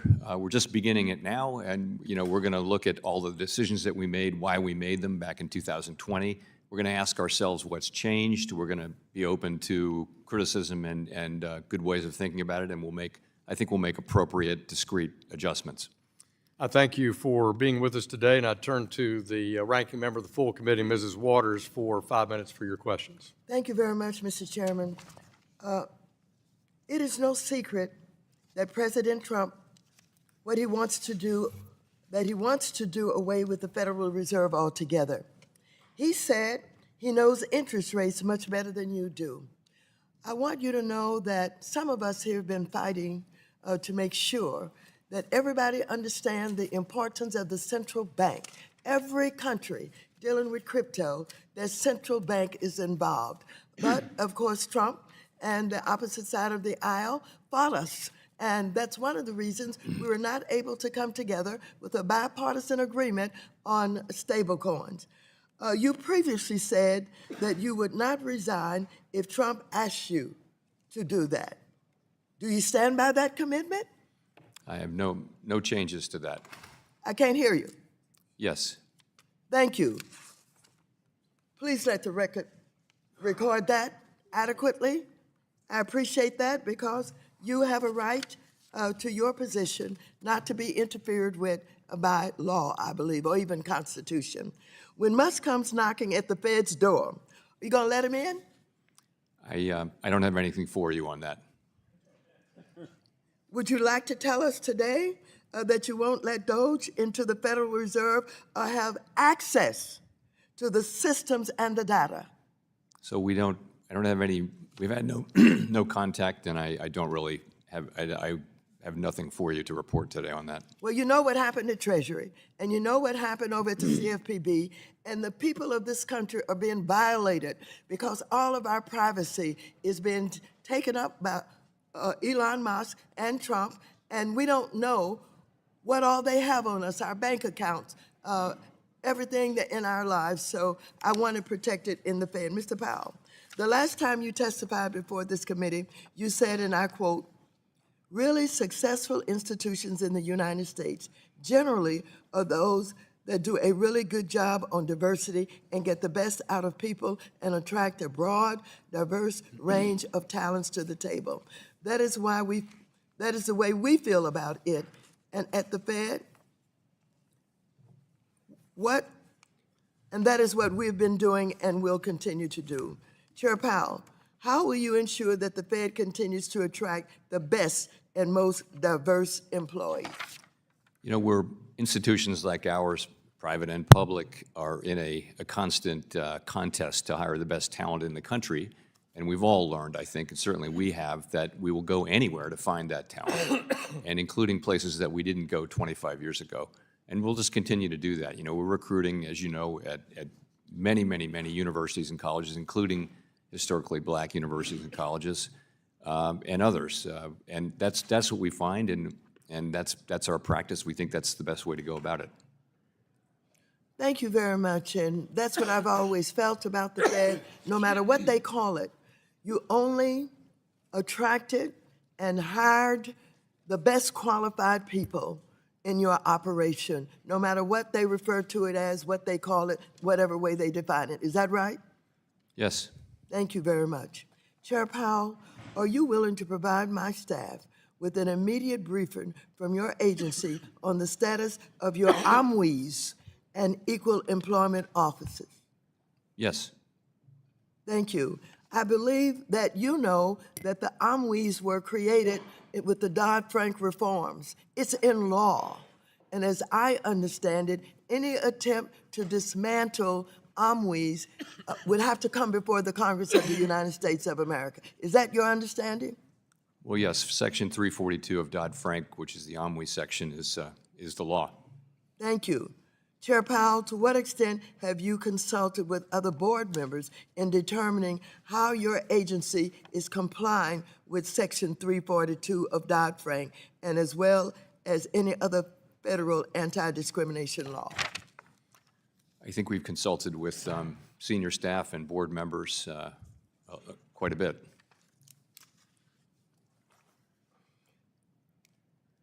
Chair Powell, days after his inauguration, President Trump issued an executive order on digital assets, which includes a prohibition on central bank digital currencies, or CBDCs. The executive order banned any, quote, form of digital money or monetary value denominated in the national unit of account that is a direct liability of central bank, end quote.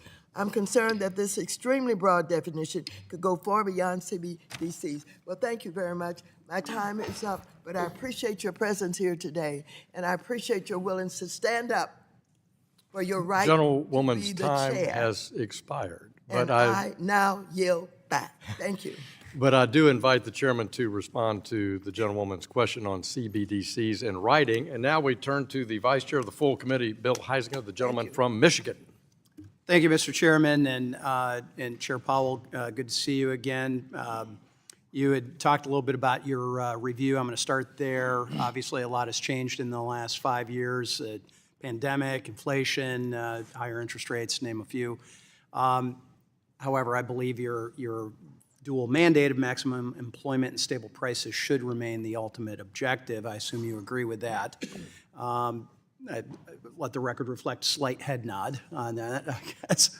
This committee is going to be very focused on monetary policy, and with my good friend from Oklahoma, Mr. Lucas, chairing a task force that I'm happy to be a part of.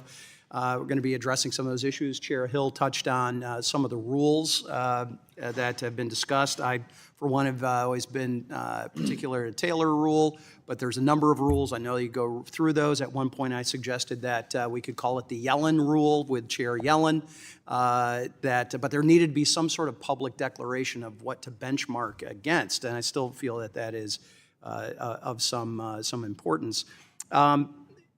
You outlined your timeline on this particular review, but I'm curious, do you believe that the last policy framework limited the Fed's response to raising inflation, something that you and I have talked about over the years? No, I'll tell you why we didn't raise rates. We thought the inflation was transitory.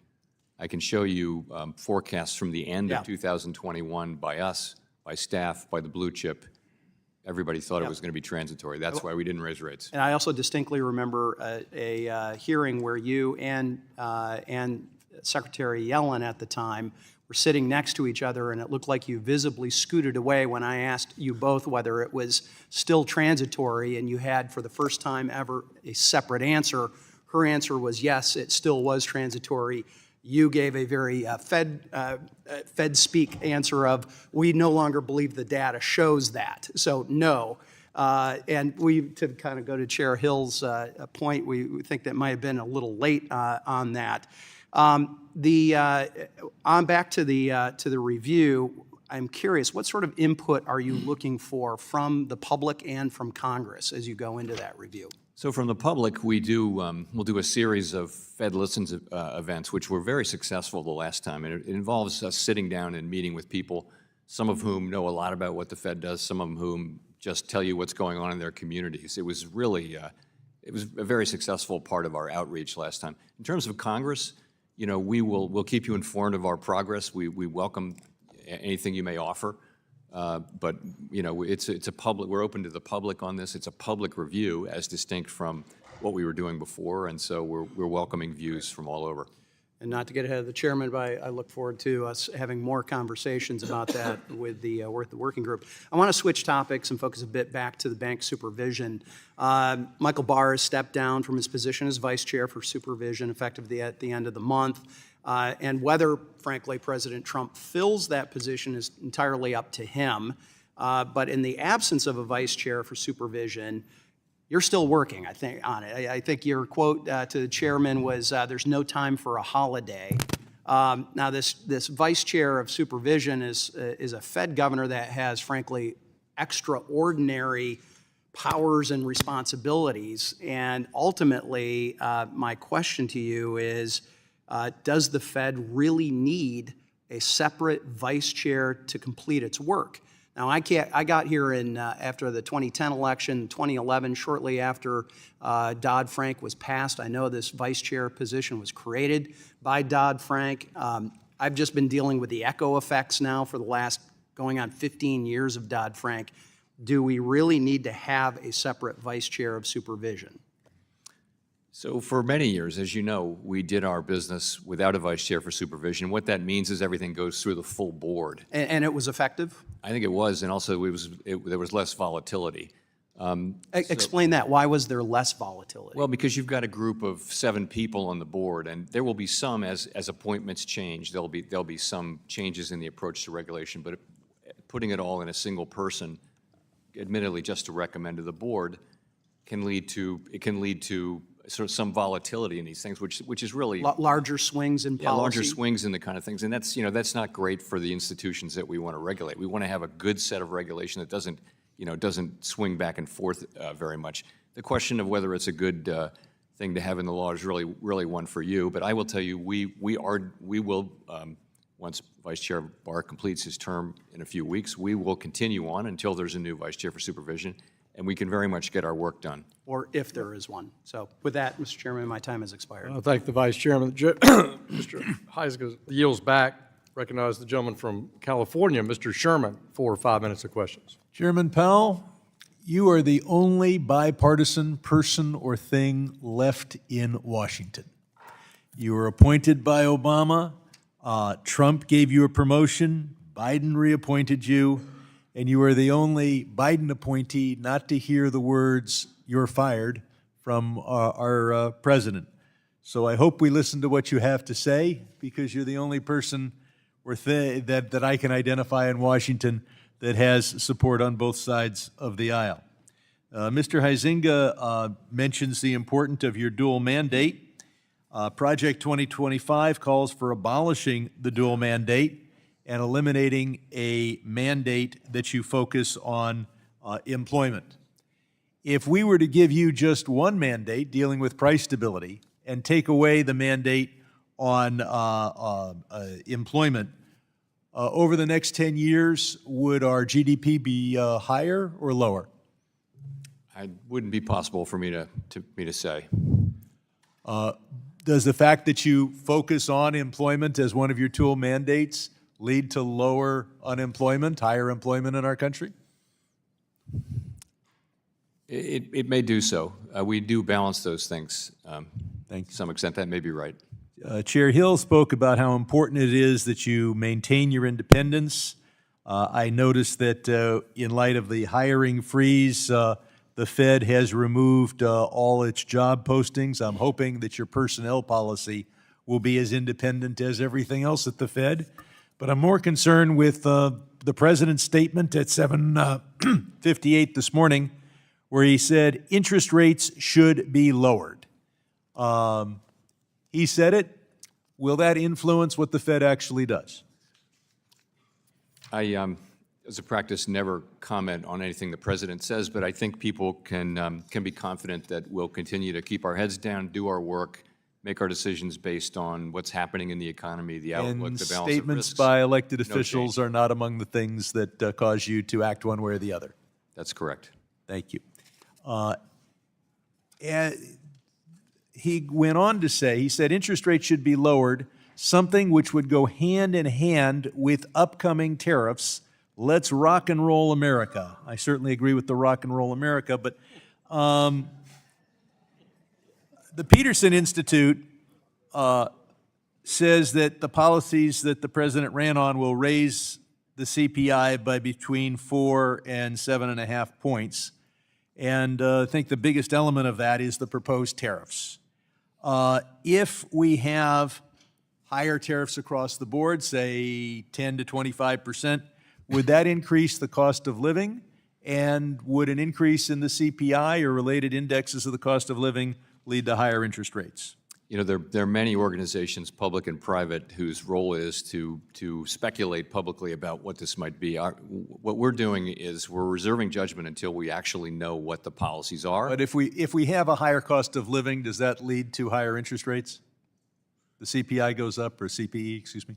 Well, if inflation goes up in general, Yeah. forget about tariffs. In general, of course, we will use our tools, which is the interest rate, to bring it back down to 2% over time. Okay. Yesterday, you told the Senate we're going to release the stress test scenarios before we implement them. Will you take a holistic look at large bank capital requirements including the risk-based capital ratios like Basel III Endgame, stress testing, to make sure that you don't have a contraction in the ability of credit to Main Street businesses? Yes. Great. There's a proposal in Project 2025 that we abolish Fannie and Freddie. If there was no explicit or implicit federal guarantee for those who invest in mortgages, would that lead to higher mortgage interest rates? Since you'd no longer be borrowing on the credit of the United States, in other words, so Fannie and Freddie would be privately funded, it could lead to that. I think privatizing Freddie and Fannie might have other virtues too, though, as has been considered many times by this committee and others. Might have some virtues, but it would lead to higher mortgage rates. It could. The CFPB has been put on ice, but all the regulations remain in force. So if you're a bank that wants to comply with those regulations, there's nobody that can give you any clarification. So you don't know. And if you're a bank that doesn't want to comply, the next presidential election may put into practice a CFPB that enforces all the regulations that the Trump administration has tried to eliminate. Does that cause confusion for banks?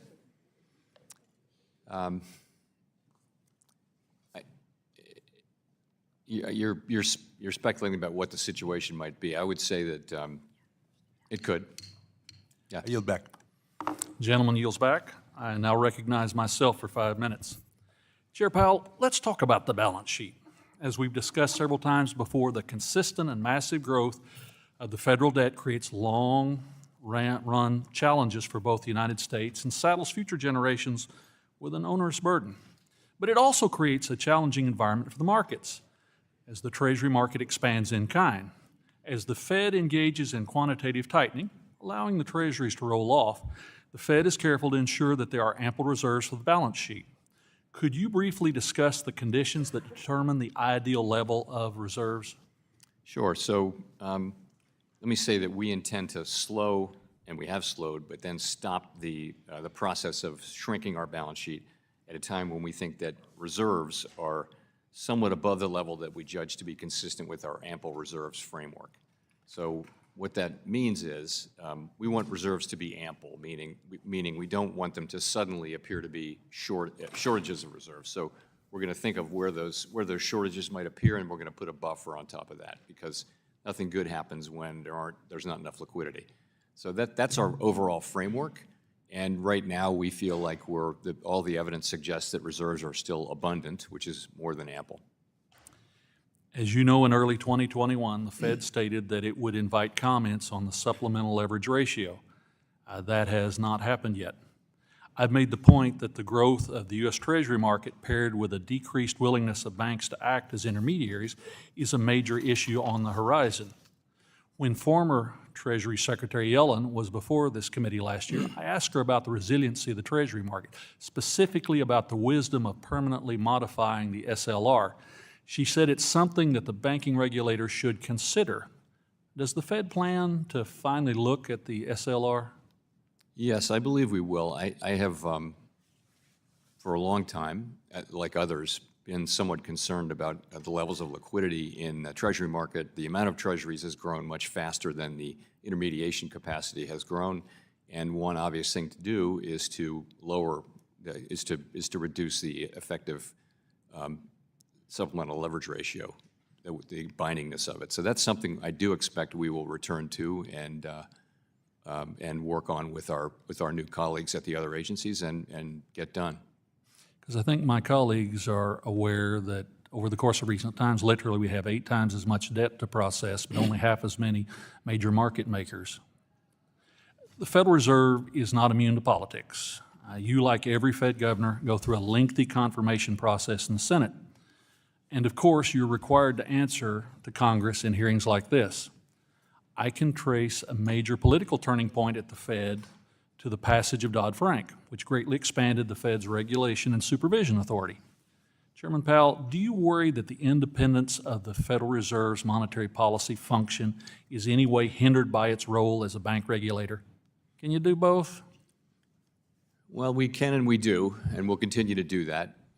Clearly, the The regulatory and supervisory side is more contentious in political circles, but we will continue to carry it out as best we can and to do so in a non-political way as best we can.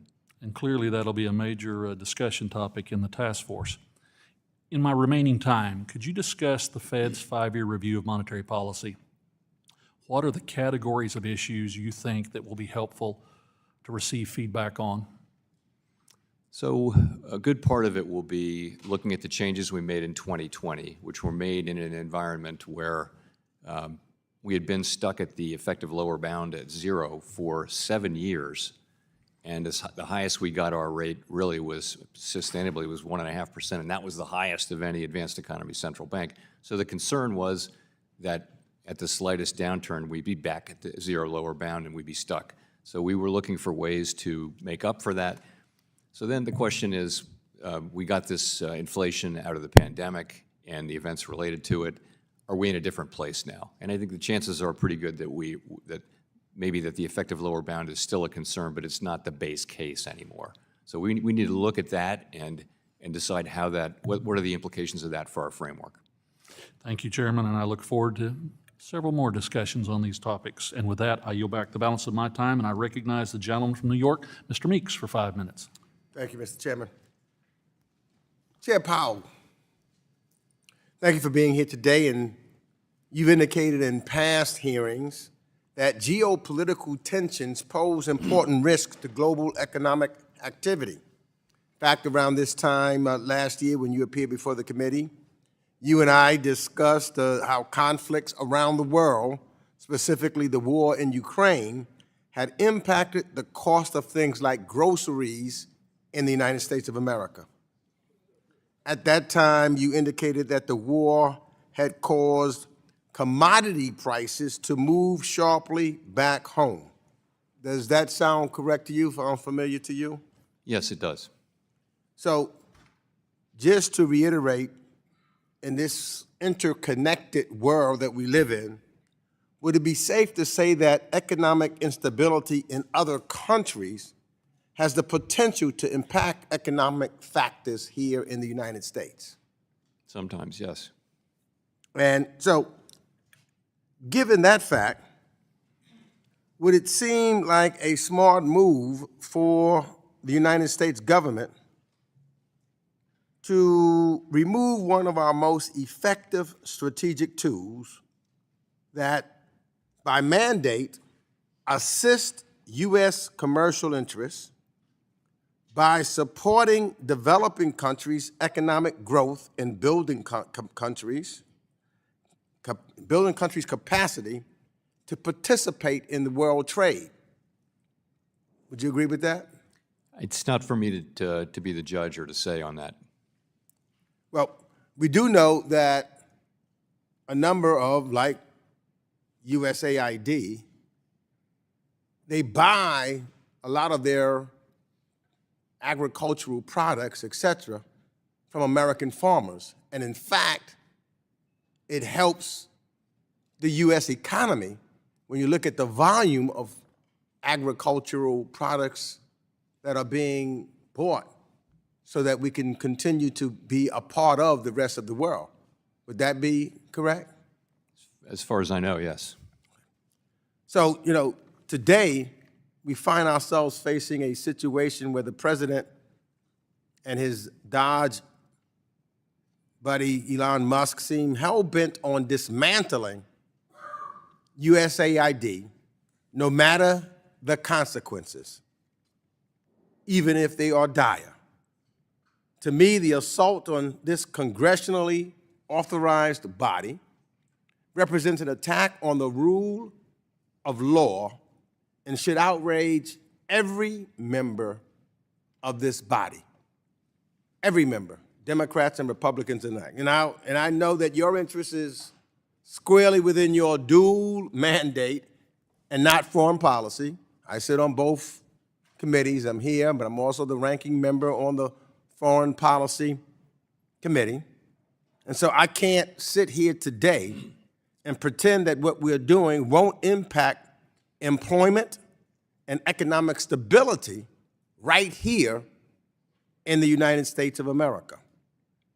weakening USAID will fuel global crises, endanger American security, embolden other nations like China and Russia, and leave us here in the Trump administration solely responsible for the fallout.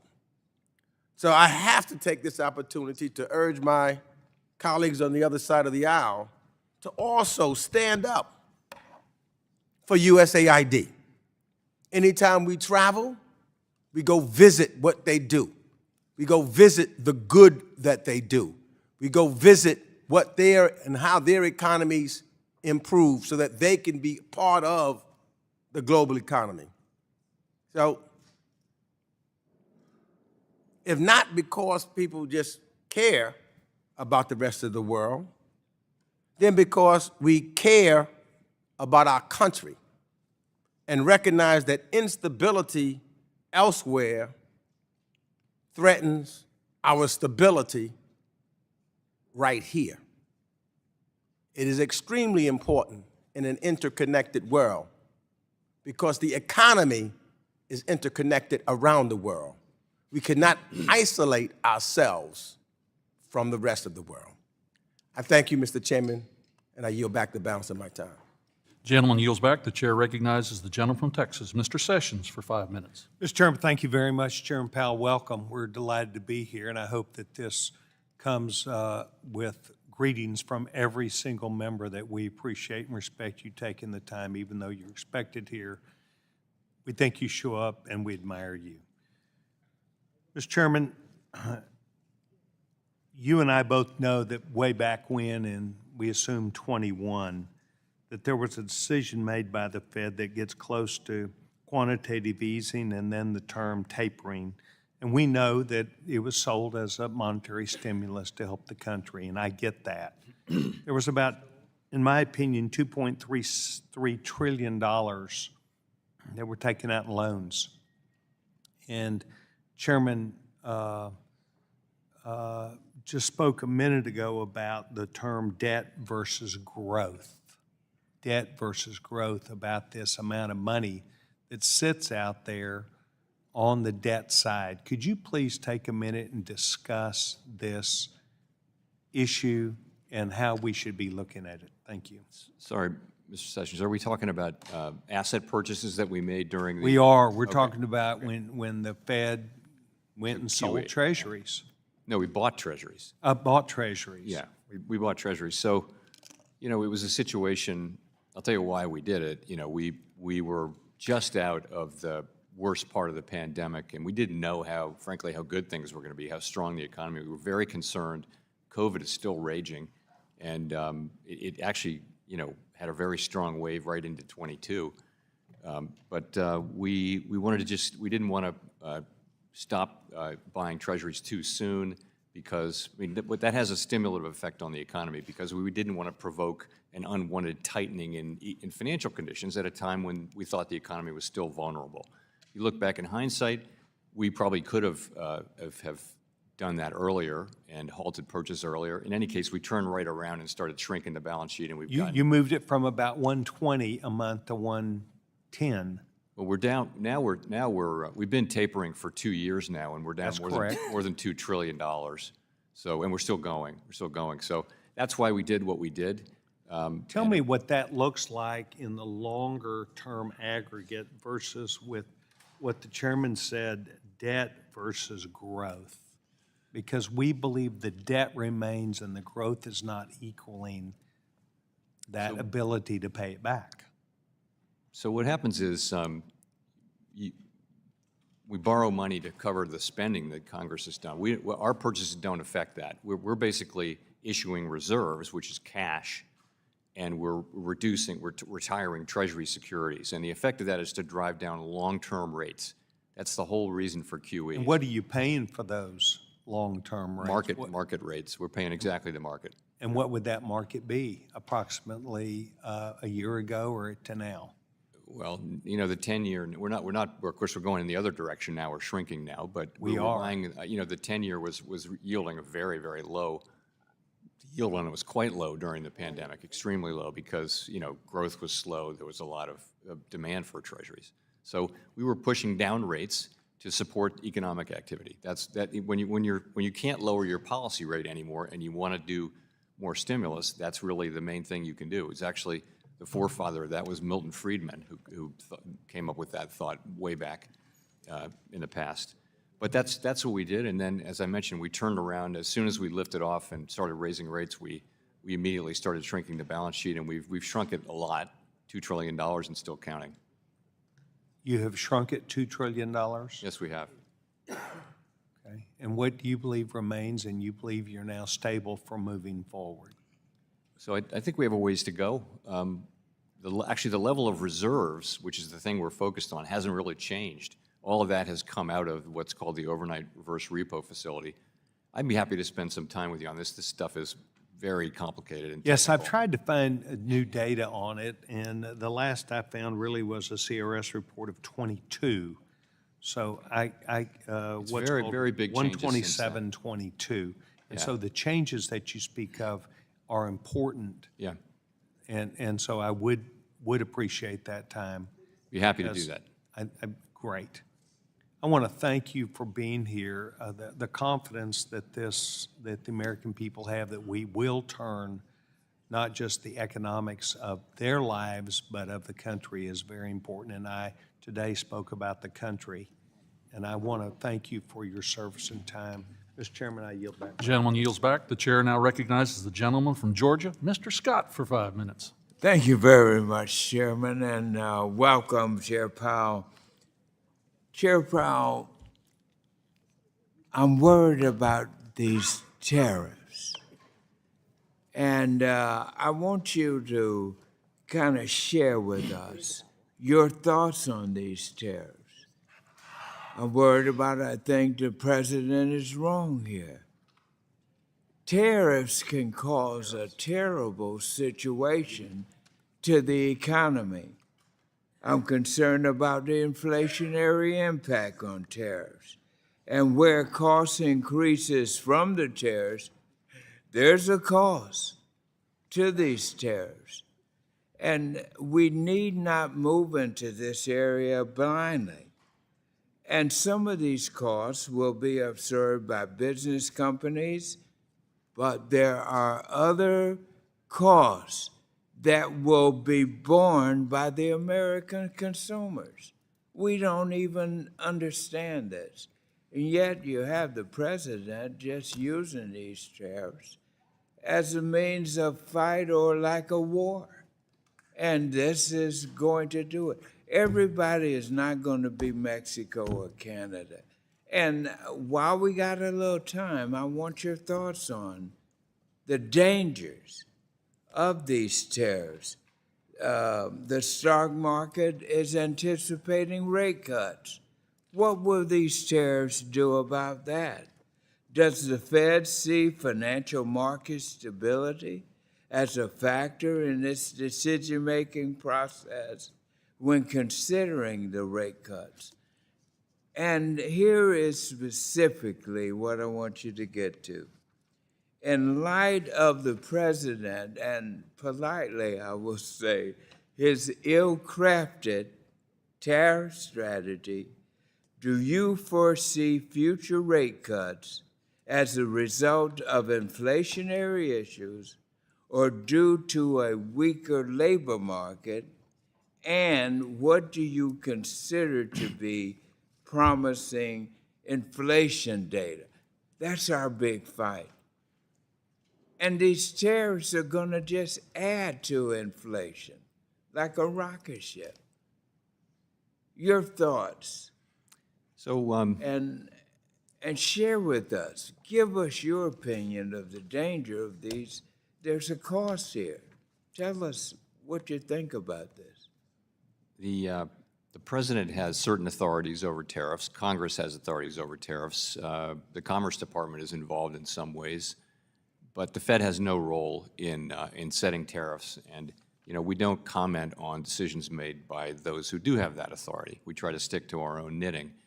In this particular case,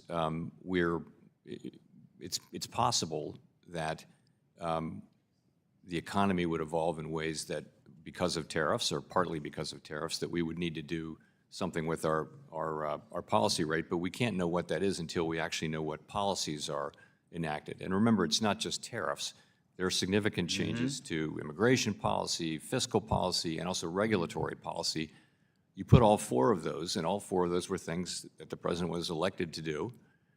We will then try to make an intelligent judgment about the overall effect on the economy of those, and conduct our policy accordingly. But it's not our role in any way to comment on the wisdom of the policies that are enacted by Congress or by the administration. Will he have an effect on whether or not you will resume your plan to cut the interest rates this year or continue to hold? So we'll make our decisions as we go about what to do with interest rates based on, you know, the data that we see, the outlook, the evolving outlook, and the balance of risks. And, you know, we'll be considering all of those things.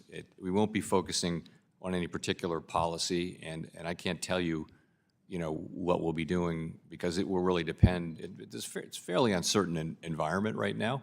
Yeah. The underlying economy is very strong, but there's some uncertainty out there about new policies. We're just going to have to wait and see what the effects of those policies are before we think about what we can do. Well, all I want to say, God bless you. I know your strength. We've worked together over the years on many things, and this nation is grateful that we have you, your wisdom and intellect at this time.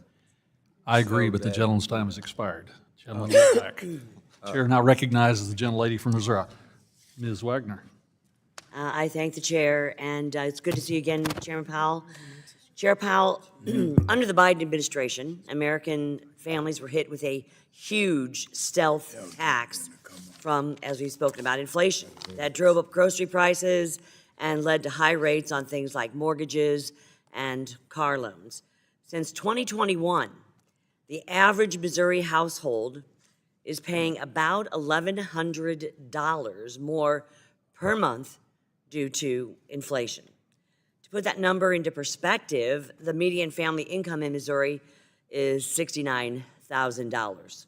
These families have had to spend $13,000 more of their annual income on the exact same goods. What specifically is the Federal Reserve's plan for making life easier for everyday Americans? So the best thing we can do for Americans is to vigorously pursue both stable prices and maximum employment.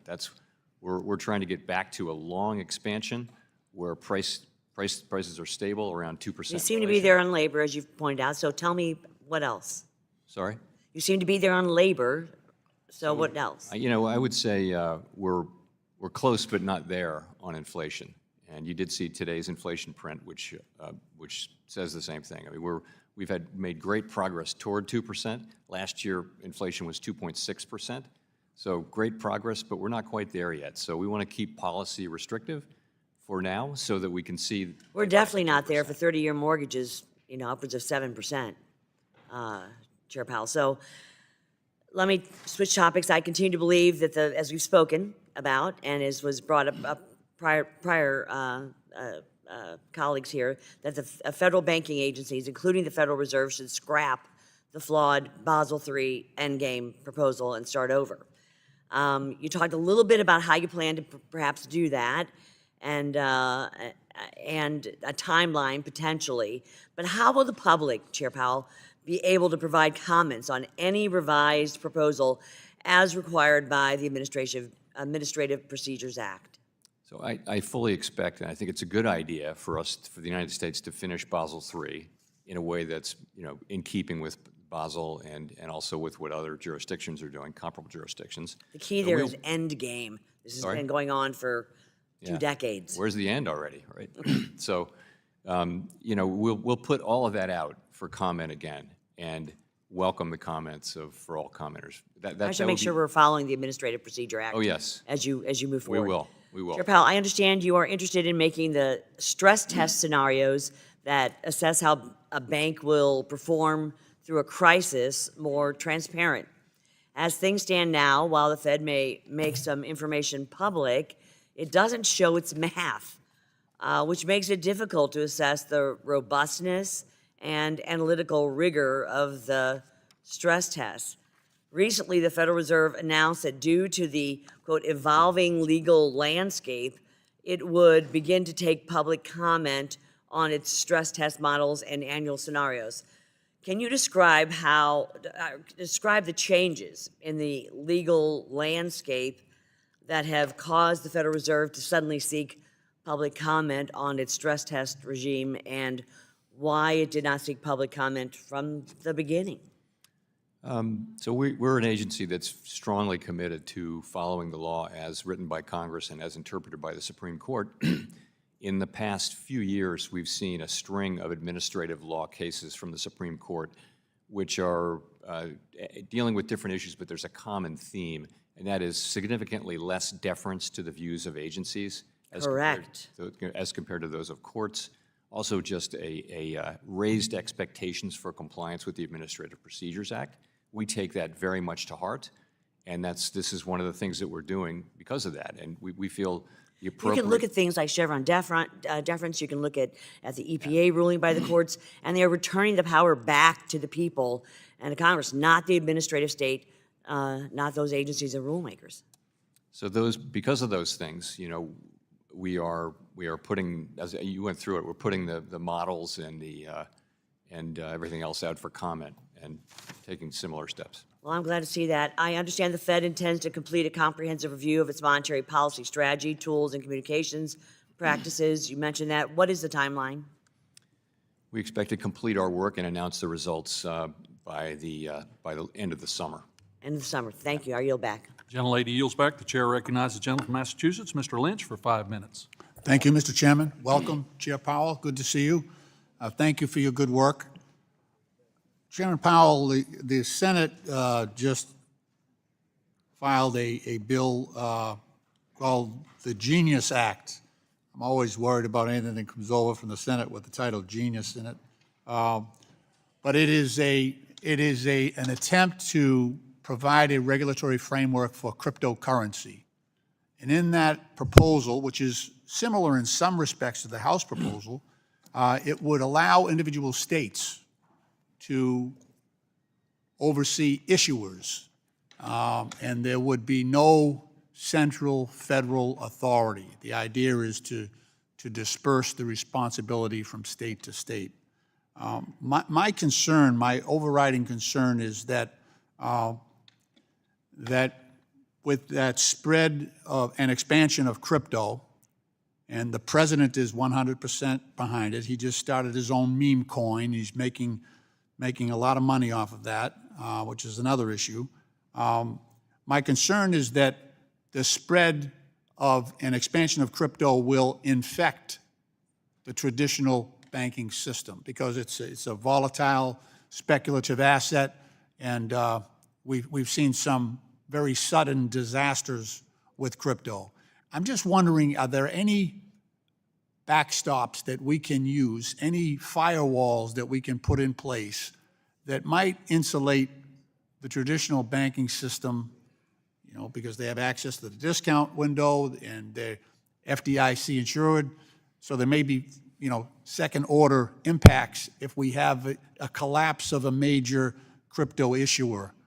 Are there any extra things that we can do to protect the traditional banking system?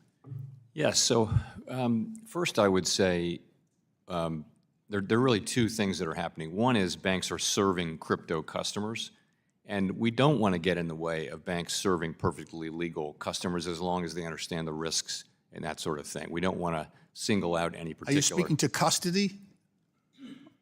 Well, custody is more, the second thing is undertaking activities on their own, right? And in that case, I do think it's appropriate to as usual, as bank supervisors, make sure that we understand and banks understand the risks that are involved in the activity that they're taking inside an insured depository. On the other hand, you don't want to go too far. I think there were a bunch of disasters, as we all remember, and we don't want to, and we were reacting to some extent to those. You don't want to go so far as to overplay your hand on that. So I think we need to be mindful that many of these activities can very well be done inside of banks, and custody may well be one of them. In fact, in Fed-regulated banks, there are lots of crypto activities happening now. They've just happened under a framework where we made sure that the bank understood and we understood exactly what they're doing. Right. We also have the example of, Silicon Valley Bank and Signature Bank, First Republic Bank. One of the triggering events there. I mean, obviously the risk management was very poor in that respect, and they got on the wrong side of interest rates. But there were also some failures of issuers who had huge deposits at Silicon Valley, I believe, or Signature, or maybe both of them, and the suddenness of their collapse caused a run for the exits, and luckily with the scramble, we were able to sort of save that situation so it didn't create a greater contagion. But are there steps that we can take that might strengthen our ability to respond to that type of collapse as well? Yes, so in the wake of Silicon Valley Bank, we did work with many medium and sized banks that had any of the characteristics that we saw. And you mentioned, a long position in long-term securities that was underwater, along with a very unstable deposit base made up mostly of uninsured deposits. And in the case of Silicon Valley Bank, it was a lot of similar private equity and venture capital and hedge fund companies where they all just pulled their money out at the same time. So it was a bank run, and bank runs are very destructive whenever they happen. So we looked for that pattern. We worked with companies who had any aspect of that pattern, and we were successful, I think, in not having that crisis spread very broadly, and that was a good thing. Looking forward, though, we need to not forget that lesson and make sure that funding bases are stable and that we're focused on the basics of banking, which is credit risk, interest rate risk, liquidity risk. Gentleman's time has expired. Thank you. I yield back. Gentleman yields back. Chair recognizes the gentleman from Kentucky, Mr. Barr, for 5 minutes. Chairman Powell, let me ask you a quick monetary policy question and then turn to bank regulation and treasury market structure. I know hindsight is 20/20, but it's important to learn from mistakes, as you know, and you've conceded that the Fed miscalculated on inflation and mischaracterized inflation as transitory in 2021-2022 time period. Given that inflation remains stuck above the Fed's 2% target, will you commit to scrapping the flexible average inflation targeting framework? And if not, why wouldn't you commit to returning just to a simple 2% target?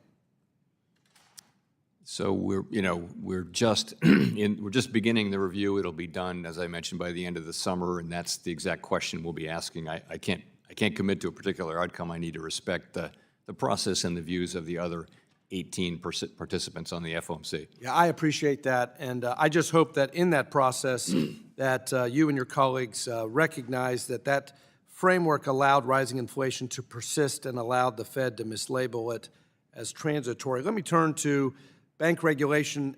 In October of last year, I led a bipartisan CODEL to Basel, Switzerland, met with the Basel Committee on Bank Supervision, and there the committee actually conceded to us, agreed with me, that the Michael Barr proposal of July 2023 actually gold-plated bank capital requirements, and instead of actually promoting international harmonization, actually made American banks less competitive. They conceded that to us. So I applaud the Fed for not moving forward on that July 2023 proposal that would have made it harder for large banks to, among other things, facilitate the smooth functioning of the U.S. Treasury market, including holding treasuries on the balance sheet. Couple questions. One is, should the goal of our bank capital rules, should it be regulatory harmonization internationally, or should it be American economic competitiveness? I mean, clearly, the goal is to have a strong banking system that supports American economic activity and growth. That's the ultimate goal. What you get from Basel is a global floor so that the other banks can't run on less capital and sort of have a short-term advantage. That was the whole point of Basel, was to get everybody to the same kind of level so that it wouldn't be the race to the bottom. And I see that utility, but I think the goal of our regulatory system should be America first, and it should be about American economic growth and competitiveness. But let's talk about the Treasury market issues. Obviously, we're issuing a ton of debt right now. In fact, according to BlackRock, we're issuing $573 billion of Treasury bonds every week. To put that in perspective, the entire national debt of Australia is $573 billion. So we're issuing Australia every week in this country, if you want to think of it that way. Would reducing excessive capital and liquidity requirements on U.S. banks for intermediating U.S. Treasury market take the heat off of U.S. capital markets and increase Treasury market liquidity and stability? I strongly think it would help.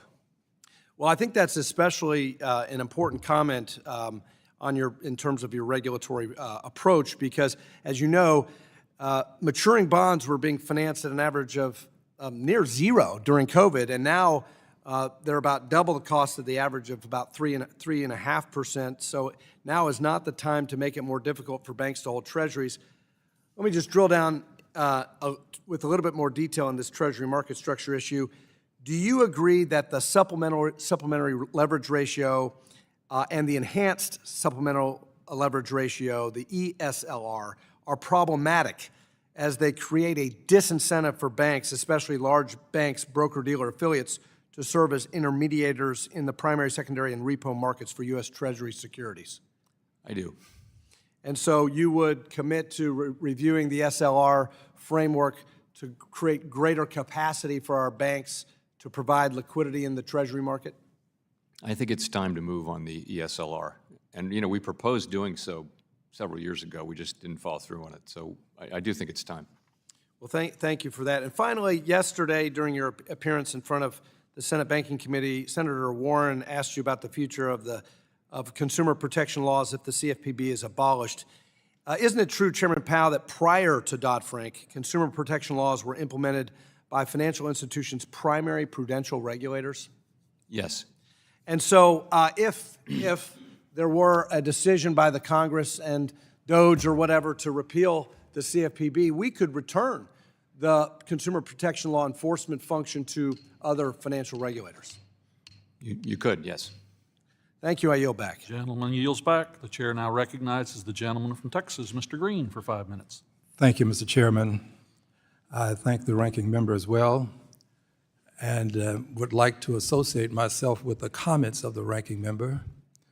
And Mr. Powell, I would like to compliment you for standing up to the president, for literally preserving the independence of the Fed. It was one of those pivotal moments in time. It would have been more than your simply resigning. It would have been the president taking control of the Fed with one of his Pluto puppets. Mr. Powell, I'd like to speak to you now about the process of collecting tariffs. When the tariff is collected, at what point does that actually happen? If we impose a tariff, product is coming into the country, where is that tariff collected? Great question. I'm not an expert on that. I'm going to say the Customs Bureau collects it, but I stand to be corrected by anyone who. I believe you're correct. That's what my research reveals. Permit me to extend this. When it is collected, it goes into a coffer. I believe we call that coffer the general fund. Is this correct? I don't know, actually. It does. The tariff goes into the general fund. A tariff is another way of saying tax, I believe, for many people. Is that a fair statement? It is sometimes characterized as a tax. So if the president imposes a tariff which is a tax. And the tax is collected by some entity before it actually, on the product before it gets into the country. Then the president is putting tax dollars into a general fund such that they may at some point, and these dollars, by the way, are coming from the consumer, at some point, they may be used to cover some of the appropriations of this very House that the president has enormous control over. So in a sense, what the president can do is aid with the payment of what he would call a tax break, but aid with putting dollars in the pockets of his billionaire buddies that he collects on the tariff that the people in this country ultimately have to cover. I think that the president, while he seems to always avoid the question of how the tariffs are going to be dispersed, he knows that he can, at some point, use that money to help pay the taxes that he plans to return to his billionaire buddies. I think that's a very sinister way of doing business, to require the consumer to fund tax breaks. I think this president knows what he's doing. I think he believes that the very wealthy need more to do more, and that the poor can do more with less. I don't agree with it, and I will do all that I can to prevent it. I yield back the balance of my time. Gentleman yields back the balance of his time. The chair recognizes the gentleman from Texas, Mr. Williams, for 5 minutes. Thank you, Mr. Chairman, and over here, Mr. Powell, thank you. Good to see you. How are you? All right. The Federal Reserve recently withdrew from the network for greening the financial system, stating that its work had extended beyond the Fed's statutory mandate. While I agree with this decision, I still have concerns with how previous Fed policies may have discouraged lending to traditional energy sectors like oil and gas, and it should not be the role of the government and the Federal Reserve to be in the business of picking winners and losers. So my question is, can you clarify whether the Fed will ensure that financial institutions are not pressured to making lending decisions based on political or climate considerations rather than sound financial risk analysis? I confirm that is not our policy. That would be inappropriate, and absolutely not something we should be doing. Okay, thank you. The Basel Committee on Banking Supervision intended for the Basel III Endgame proposal changes to be implemented in a capital-neutral manner to ensure a level playing field for U.S. banks. Following this intent, the previous Federal Reserve Vice Chair for Supervision initiated implementation efforts with capital neutrality in mind.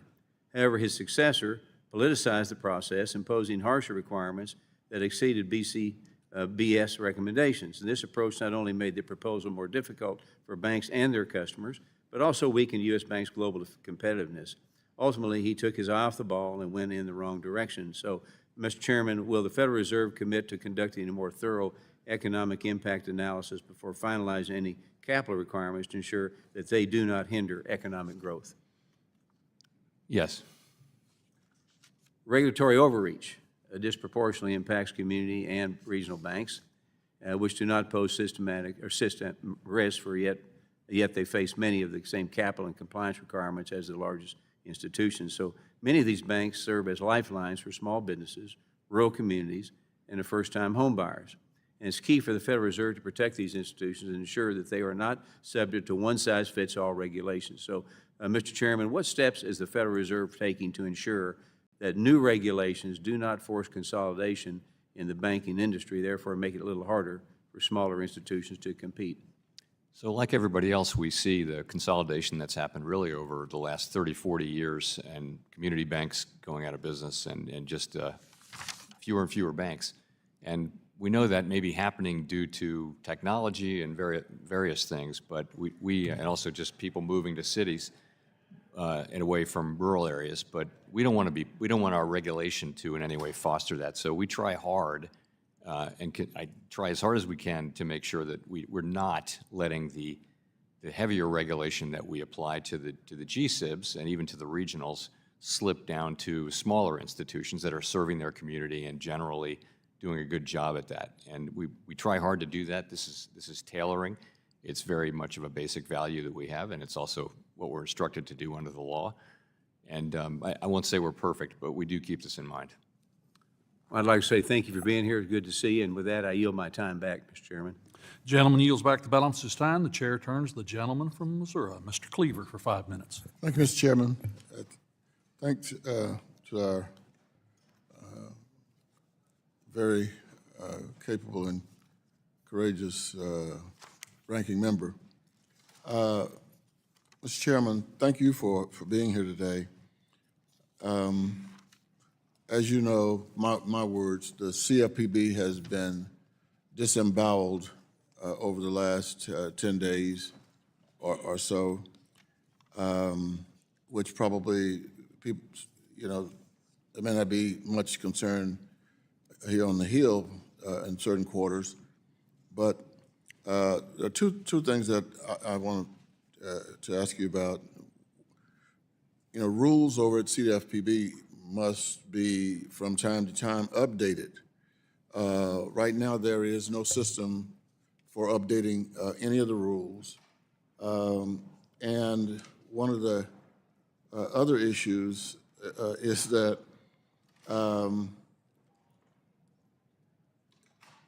is there a regulatory gap, or are there regulatory gaps that you can see clearly, that people can feel, because there is essentially no CFPB for the first time since the end of the Great Recession? So I don't think we know where this comes to rest. You may have seen last night that the administration nominated somebody to be the permanent head of the CFPB. So I don't know I'm not sure what the end intention is here. But if you assume that it goes away, then yeah, there would be a gap. But there wouldn't be any federal agency that can examine banks above 10 billion, whether they're state member banks or state non-member banks or national banks. That would be the case. But I'm not sure we know I'm not sure we know what the end game really is here. In terms of regulatory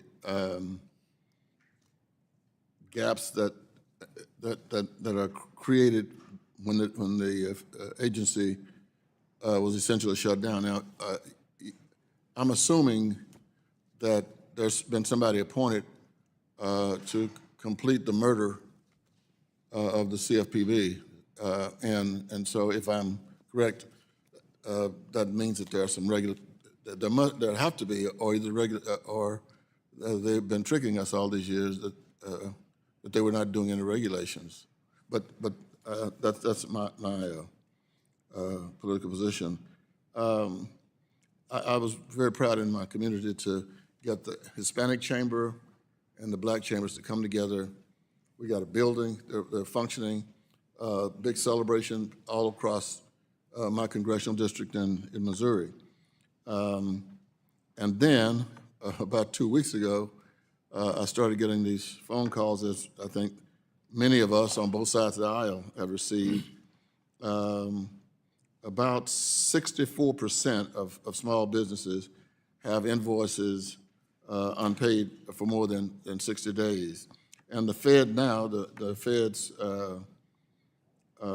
real-time payment system allows individuals and small businesses to send and receive money instantly, which is a step in the right direction, Mr. Chairman. What is the status of the Fed Now adoption for financial institutions? So it's coming along, as was the case with ACH back in the day. It takes quite a while. There's investment that has to take place on the part of banks, and so we're working with a lot of small and medium-sized banks to get them comfortable with the requirements of FedNow, so that this can build up over time. It's something that we expected to be slow in terms of uptake, and it has been a bit slow. Well, is technology adoption a barrier for smaller community banks and mission-based lenders? Yes, it is, and so we we work with, there are non-bank service providers that do reach out and do a good job with smaller institutions, and we encourage that. Those institutions can't actually have direct access, but their business is they have the information, and they can go to smaller institutions and show them how to do this, and there's a lot of that going on. So, and we encourage that. Thank you. Let me just say, I've been here on this committee for 20 years, and I've seen chairmen, Republicans and Democrats, and whether they are Republican or Democrat, they need to be independent. Thank you, Mr. Chairman. Gentleman's time has expired. Gentleman yields back. The chair recognizes the gentleman from Ohio, Mr. Davidson, for 5 minutes. Thank you. Thanks for joining us today, Chairman Powell. First, I want to reflect on our hearing on February 24th here in this same room, frankly, via Zoom for a lot of people because it was in the height of COVID. And during my 5 minutes, you felt confident that inflation being at 1.4% would stay under control, and it wouldn't be an issue despite the very large increase in the supply of money. We talked about M2. In a subsequent meeting, frankly, in my office, we discussed Milton Friedman's quantity theory of money in depth, and you believed that it was no longer relevant, that inflation would not hit consumers. We debated asset prices during the hearing, and you claimed that the Federal Reserve's massive purchases of treasuries did not distort the market. Lastly, during the Biden administration, you were actively calling for more fiscal stimulus at times. And at some point along the way, more dollars chasing fewer goods seems to have actually resulted in higher prices. All of these things, inflated money supply, inflated asset prices, inflated consumer prices, happened on your watch. In light of the actual outcomes, have your views changed? Well, I think we've learned a lot, but maybe not the lessons you think. But I do think we've learned a lot from the situation. We and essentially all of mainstream macroeconomics thought that this would be transitory, and what that meant was it would go away fairly quickly as the supply side healed and as demand came down, and it didn't. It actually did go away, and substantially for those reasons. But it took 2 years. And to that point, you felt like in the fall that it was going away and things were going to be under control, and you had achieved your soft landing. But the market pretty quickly spoke. I mean, frankly, rates went up over 100 basis points where you guys were going down. And now, in today's reports, we see that inflation's actually trending up quite a bit from where it was in the fall. So, again, would you, in light of the facts, would you reassess what you're doing with the central planning? You're right that long-term rates went up, but they did not go up because of expectations of higher inflation. There's no evidence of that. It's actually different things. It's not about inflation. Well, look at markets. Markets are pricing in break-evens. I'll show you the. So chart. the markets don't believe there's increased risk with massive fiscal spending in the market, and they're not demanding a higher premium because there's more risk. More risk, yes, but not more risk of. It's not mainly about. And when you see inflation. asset price inflation and rate inflation, doesn't that result in consumer price inflation? It's not a question of that. You're saying that the rate increases at the long end are caused by expectations of higher inflation. They certainly influence the inflation. That is largely not true. And if they don't influence the inflation, why do you guys try to steer inflation by controlling the rates? I mean, the reality is you've got pressure, including from the president, to lower rates. Are you going to be able to get lower inflation with lower interest rates? I think our policy's in a good place. I think inflation has come down from high levels to 2.6% last year.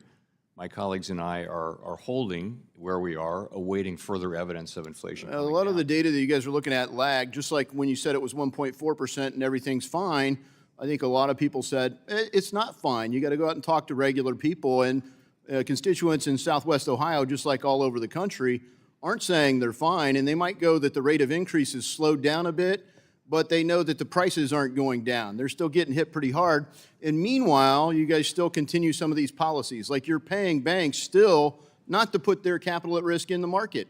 Interest on excess reserves going back prior to the 08-09 financial crisis, you didn't even pay banks for reserves. Now you're paying them for an unlimited amount of reserves that they want to hold on it. To what extent is that distorting the market by pulling capital out of the market? None, not at all. You're right, though. People are unhappy about the price level, and that's what we need is several years of real wages moving up higher than inflation. Okay, so if they're having no impact at all, why is the Fed paying the interest? What is the rationale for the policy? Is it monetary policy or is it regulatory policy? It's how because as Chairman Barr pointed out, you guys are effectively gold-plating the standards, and the U.S. is actually holding way more reserves than we're required to. And part of that is IOER. So what's your question? If it's not distorting the market, what's the purpose for doing it? What if it has no impact on the market? Why are you doing it? It's the way we control. It's the way we exercise interest rate control in the market. I didn't say it doesn't. Because it has an impact, and so I Gentlemen, will have time questions has for the expired. record, and I yield back. Gentleman yields back. The chair recognizes the gentlelady from Ohio, Ms. Beatty, for 5 minutes. Good morning, Chairman Powell, and thank you for being here. I want to thank you for your leadership at the Fed over the last 7 years, which I've had the pleasure of being here that entire time. Under both Republican and Democratic presidents through an unprecedented pandemic and certainly an uncertain economy. Your apolitical guidance is a testimony to the historic independence of the Federal Reserve, which is absolutely essential for you to carry out your mandate, keep prices stable, and achieve maximum unemployment. Over the last few years, inflation, as we all have witnessed, has come down from a high of 9.1% in 2022 to about 2.8%. During your tenure under President Biden, we saw the unemployment rate drop to a staggering 3.4% in 2023. Its lowest rate that we've seen in some 55 years. And now it sits at around 4.1%, which is still low by historic standards. Although the economy has a way to go, and American families, as we've heard throughout today, are still struggling to pay for expensive groceries and gas, and the list goes on. It is truly remarkable what the Fed has managed to achieve over the last few years. Chairman Powell, while I have sat on this committee, you and I have frequently discussed the importance of representation at the Federal Reserve and the benefits of recruiting the best and the brightest that this country has to offer by broadening the talent pool. The Fed has been a great partner to this committee on this issue, which, as everyone knows, has been very personal to me. However, the White House recently attacked on these very basic concepts are incredibly concerning to me, as many of my Democratic colleagues. So I'm just going to ask you a few questions, and you may answer them for the sake of time, yes or no. Will the Fed continue to follow existing law as passed by Congress that requires all financial institutions, reform, recovery, and enforcement agencies to maintain offices dedicated to recruiting from a broad talent base and fostering an inclusive workplace? Yes or no? Yes. I am pleased to hear, as my ranking member mentioned OMWI and also talked about implementing it under Dodd-Frank Section 342. But I also am pleased to see that the Fed recruits from Ohio schools, and I'm from that great state of Ohio, institutions like The Ohio State University or Case Western Reserve University, Denison University, Kenyon University, and Oberlin. Do you agree that hiring the best and the brightest, whether it's an economist, whether it's an analyst, a lawyer, a researcher, or IT professionals, that this country has to offer means that you don't have to recruit just from Ivy League schools, but you can find these individuals, whether it's an HBCU or it's also a state school? Have you found success in recruiting from those universities? Yes, we have. Thank you. Do you agree that these recruitment programs at their core do in fact prioritize merit and skill and simply expand the pool of candidates being considered?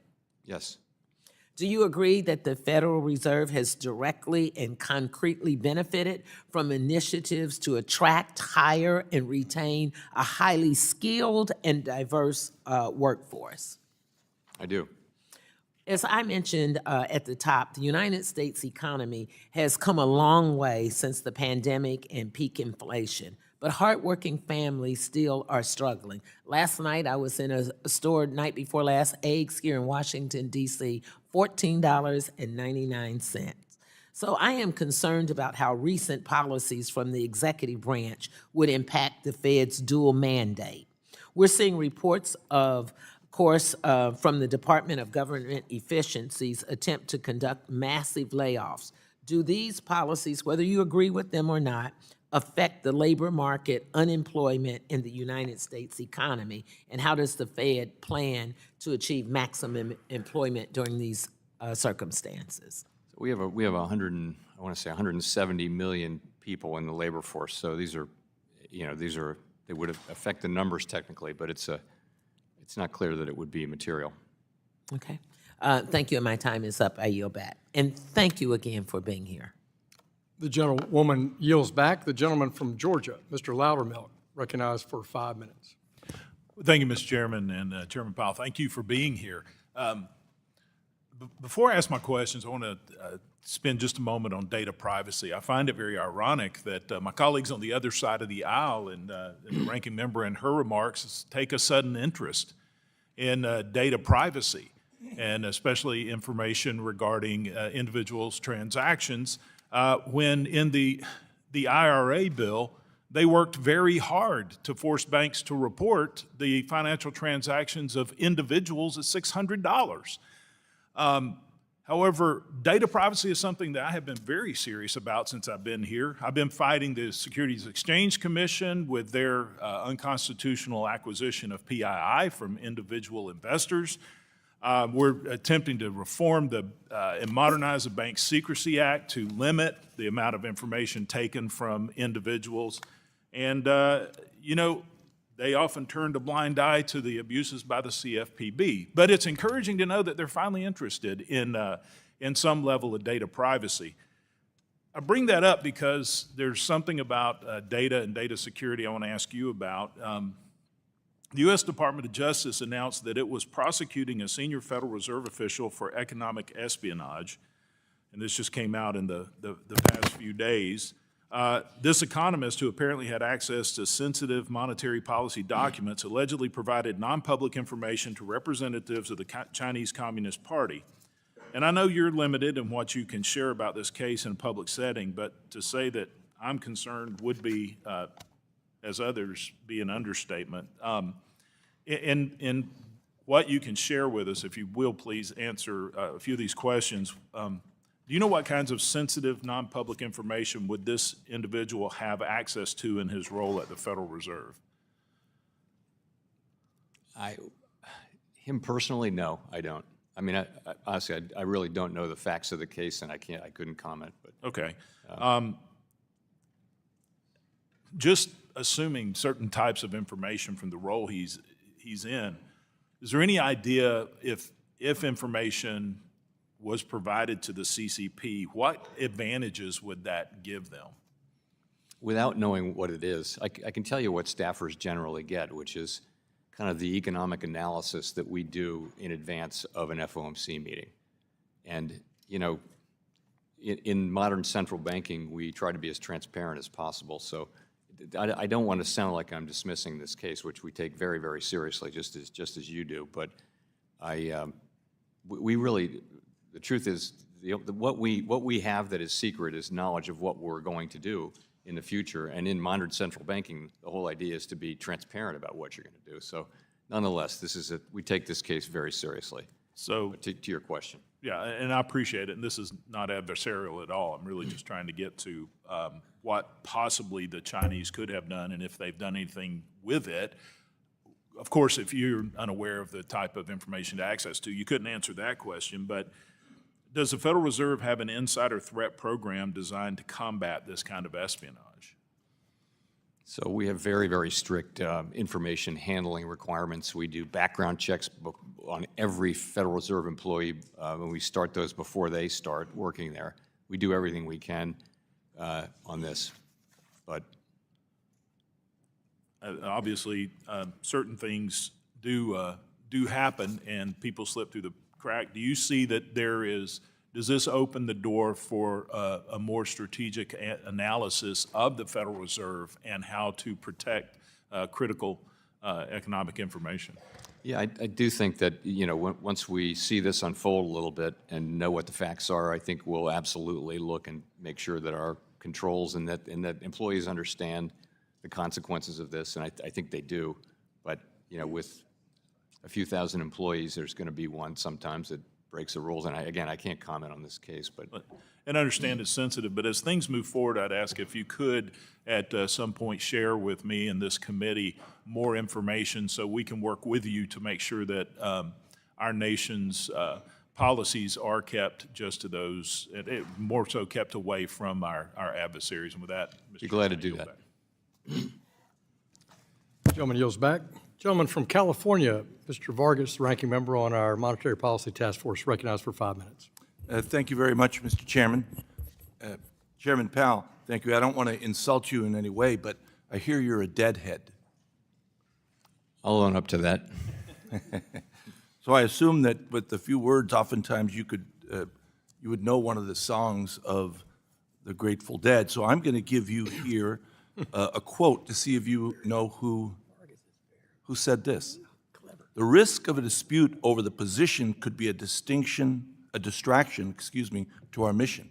Do you know who said that? No, I don't. Michael Barr did. And I would be remiss if I didn't say and mention that what Governor Barr did recently was very selfless and noble. The rest of that quote, by the way, is, in the current environment, I've determined that I would be more effective in serving the American people from my role as a governor. So I think he himself took the position that it would be a distraction to continue in that role. I personally think he's a person of great distinction that always managed himself in a way that was appropriate, and I appreciate the role that he played. I didn't always agree with him.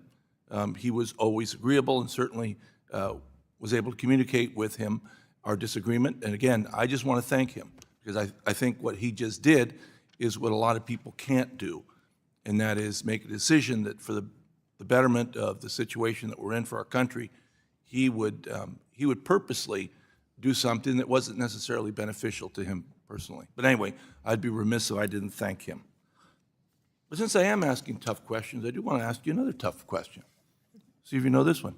Do you know what the Ponte del Sospiri is? I do not. Okay. You might know it in English. It's called the Bridge of Sighs. Are you familiar with the Bridge of Sighs? Rings a bell. I can't. Okay. In Venice, the Doge, who was the leader of Venice, had a palace. And across the palace, he had his prison.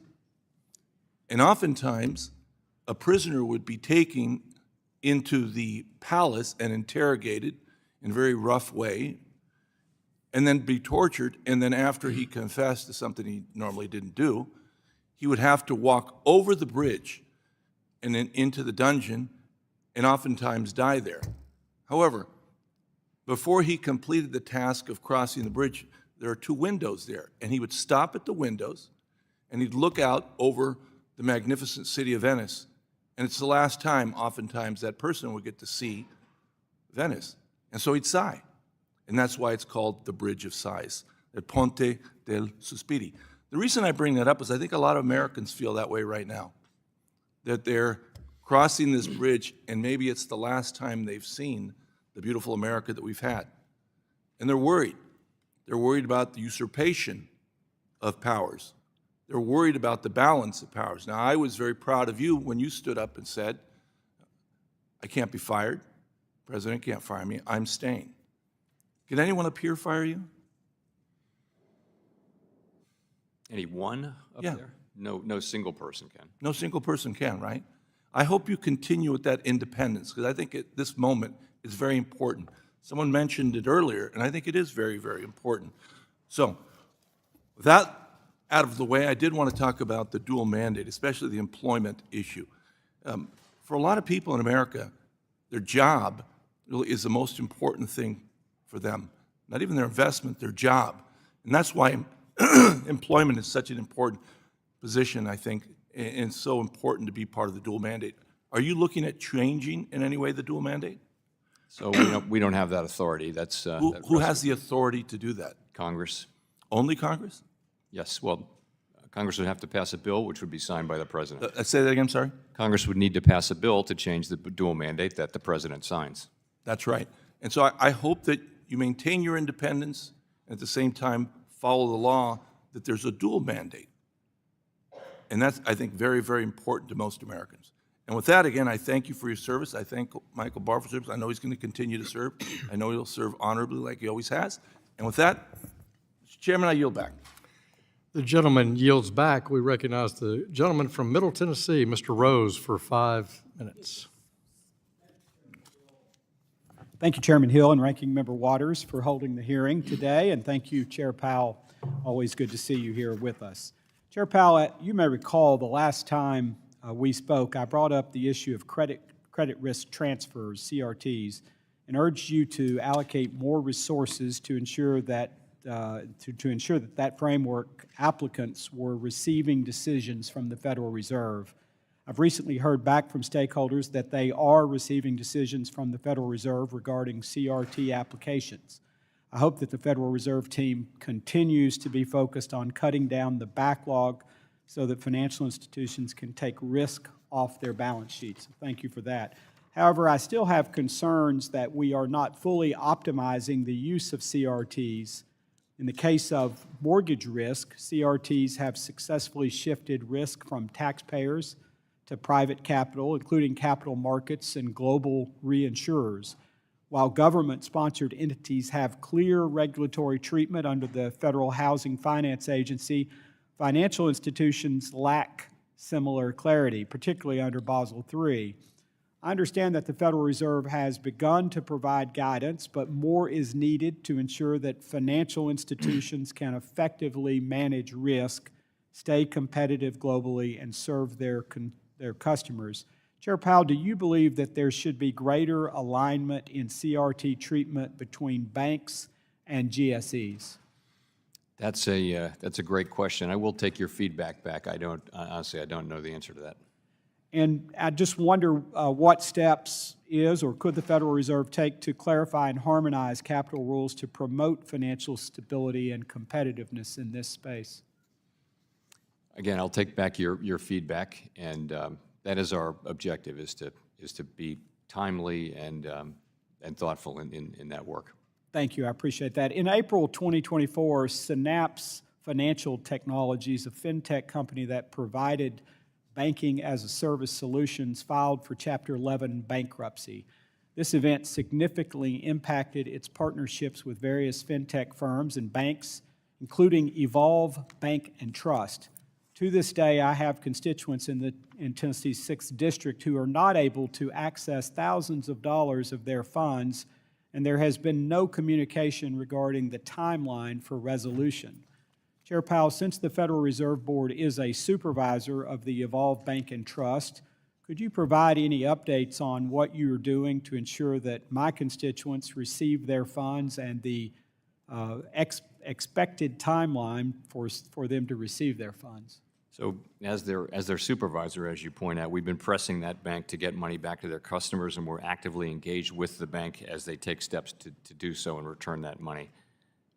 We're deeply concerned about the complaints that we've heard and aware of concerns raised during the bankruptcy proceedings. And to the extent there are violations of law, we'll follow up on that.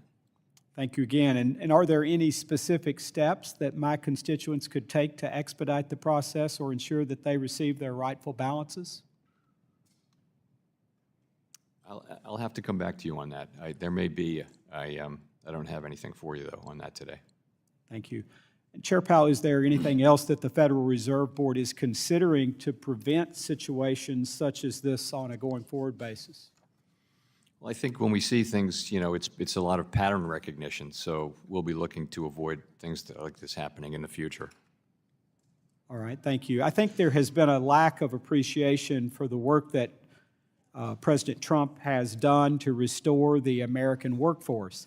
It is his example of calling federal employees back to the office that we are now seeing corporate America follow as well.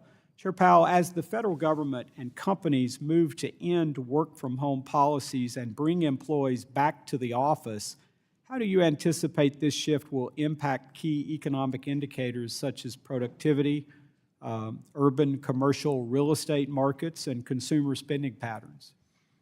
That's a really good question. I'm not sure of the answer. You know, I've always felt that I am personally more productive in the office, and that's where I work, except on weekends when I work at home. But in terms of productivity, I think there are different views. I know a lot of CEOs feel strongly that people are more productive in the office, and we'll just have to see. I also think, though, that, you know, on the other side, work from home did allow very high levels of labor force participation among, for example, women. We had all-time record high participation by women. So I think there are benefits from work from home. I hope we continue to realize those. Gentleman's time's expired. The gentleman from Illinois, the ranking member on our Financial Institutions Subcommittee, Mr. Bill Foster, 5 minutes. Hi. Thank you, and thank you for everything you do. I'd just like to get some sort of level setting on what you've been facing in recent. It's my understanding that your Inspector General in the Federal Reserve has not yet been fired. Is that correct? That is correct. Okay. And you've not also had the high-level resignations of senior personnel as they've had in Treasury? Nothing like that? So no, nothing like that. No, as of yet, no. And so no examples of, you know, junior personnel being given administrative access to your systems, your technical systems? Are you talking now about the payment systems that we... payment systems or other technical systems? No. Email systems, No. anything like that? None of that. Okay, all right. So far, you've not suffered through what Treasury has. Have you had any inquiries from other central bankers or commercial bankers from around the world about, you know, what can we, uncertainty about whether the Federal Reserve will be able to continue doing its job if you suffer the same sort of intrusion that Treasury did? I haven't, no. So you haven't, they haven't called you up and said, well, what the heck is going on? You know, do we have to defend ourselves against, you know, unknown software being installed on the system? So I haven't had any such calls. Okay, all right. Let's see. You know, we've also seen calls to resumption of calls to audit the Fed. All right, which is, you know, as you can remember from that gentleman up on the wall there, this was a big theme of, and you know, first off, the Fed does get audited, correct? We are audited in the sense that everyone understands that word to mean, which is we have a you know, a Big Four accounting firm who looks at our books and gives us an opinion, does an audit, and publishes that opinion. That's all public. Yeah, right, and it's my recollection there have never been any big problems uncovered in this. No, we actually have quite a simple business model, although we have a large balance sheet. We're, you know, we're like a big community bank, only with no credit risk and very simple. So in the ordinary sense, talk of auditing the Fed is fully makes audited. no sense. It makes no sense. But what was really meant, you know, certainly during the time when we were talking a decade ago, I guess, it was really all about micromanaging Fed monetary policy, that they said we want to audit the monetary policy, which doesn't really make sense since it's a policy thing. Do you have any indication of whether the resumption of calls to audit the Fed will be, you know, audits or some new effort to politically micromanage the monetary policy? I have no way of knowing. Really what it is the GAO is free to work on every area of the Fed except monetary policy, and does so. We have GAO reports, you know, all over the place over many years, but they don't audit monetary policy. And, you know, what the threat would be if that were to go away, you'd have investigations into decisions on monetary policy, and, you know, that would be a different thing. I think it was designed by, you know, by its designer to be a step on the way to eliminating the Fed. That is correct. Yeah, the calls to end the Fed came from the same wing of the Republican Party, and I guess still exists. I think we're up to something like 20 Republican sponsors of the end of the Fed bill. Let's see, I was sort of surprised to see that the word tariff only occurred twice in your monetary policy report, whereas if you look at financial trade journals, you know, it's mentioned 5 times above the fold. and for those that read hard copies. So, this must be a very hard thing for you to deal with because, as you're aware, Trump's tariffs and other trade policies put us in a manufacturing recession a year before COVID hit. And so this is not a small thing if these resume. But you have to sort of filter out the chaotic noise and the guidance that varies hour by hour or week by week. So how do you actually filter that? You say correctly that, well, let's wait to see what the actual policies are. But then that depends. If you listen, one day you get, these are the actual policies. At some point you have to feed these into your macro models of what happens. And how do you do that filtering when there's just so much random noise on the signal? Well, I think it's straightforward now in the sense that no one knows pretty much what the exact policies will be. That's still evolving, and so you can't really take action. You can do analysis of various hypothetical things, and we've been doing a lot of that. But ultimately, it matters what happens. What's tariffed, for how long?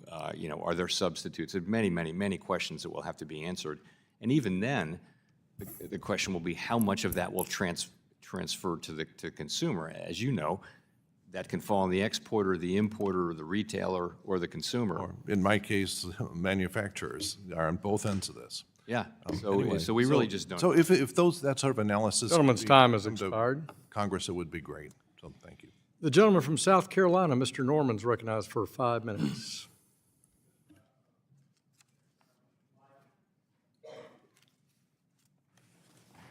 Thank you, Mr. Chairman. Thank you, Mr. Powell. I appreciate you coming and addressing our body. In 2011, Vice Chairman Yellen made a statement about the concern about the long-term debt situation and the imbalance that we have with our budget. In the fourth quarter, when she made the statement, the federal debt held by the public was, as a percentage of GDP, was 64.75%. Now, the same debt to GDP as identified by CBO was 99% at the end of 24. Do you express the same concern that Ms. Yellen had about the severity of where we are with our continued long-term imbalance? I have done so on many occasions. And essentially that the U.S., we're on an unsustainable path. And the debt level isn't unsustainable, but the path is sustainable, and certainly it's past time for Congress to work on that. But that's what I can say. I can't say more than that. What do you think the benchmark would be? We're in the middle of the budget situation now, trying to debate, particularly with reconciliation. What would you say is a benchmark that would ease? What level of cuts, in your opinion, would ease your concern over what we're doing? We're $37 trillion now, but when you add the the mandatory spending we have on Social Security, as examples, going bankrupt in 35.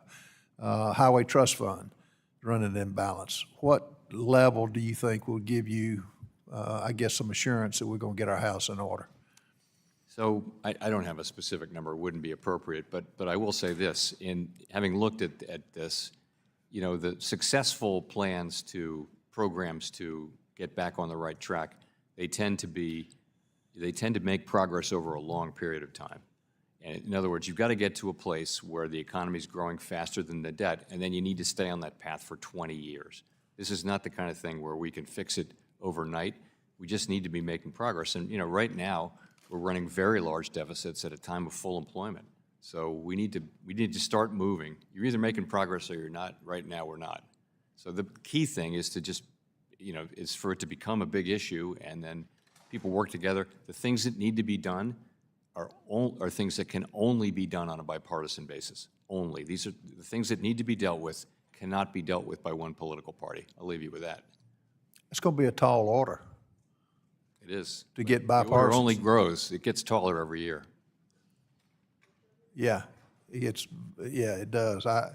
That's one of our issues we're having now.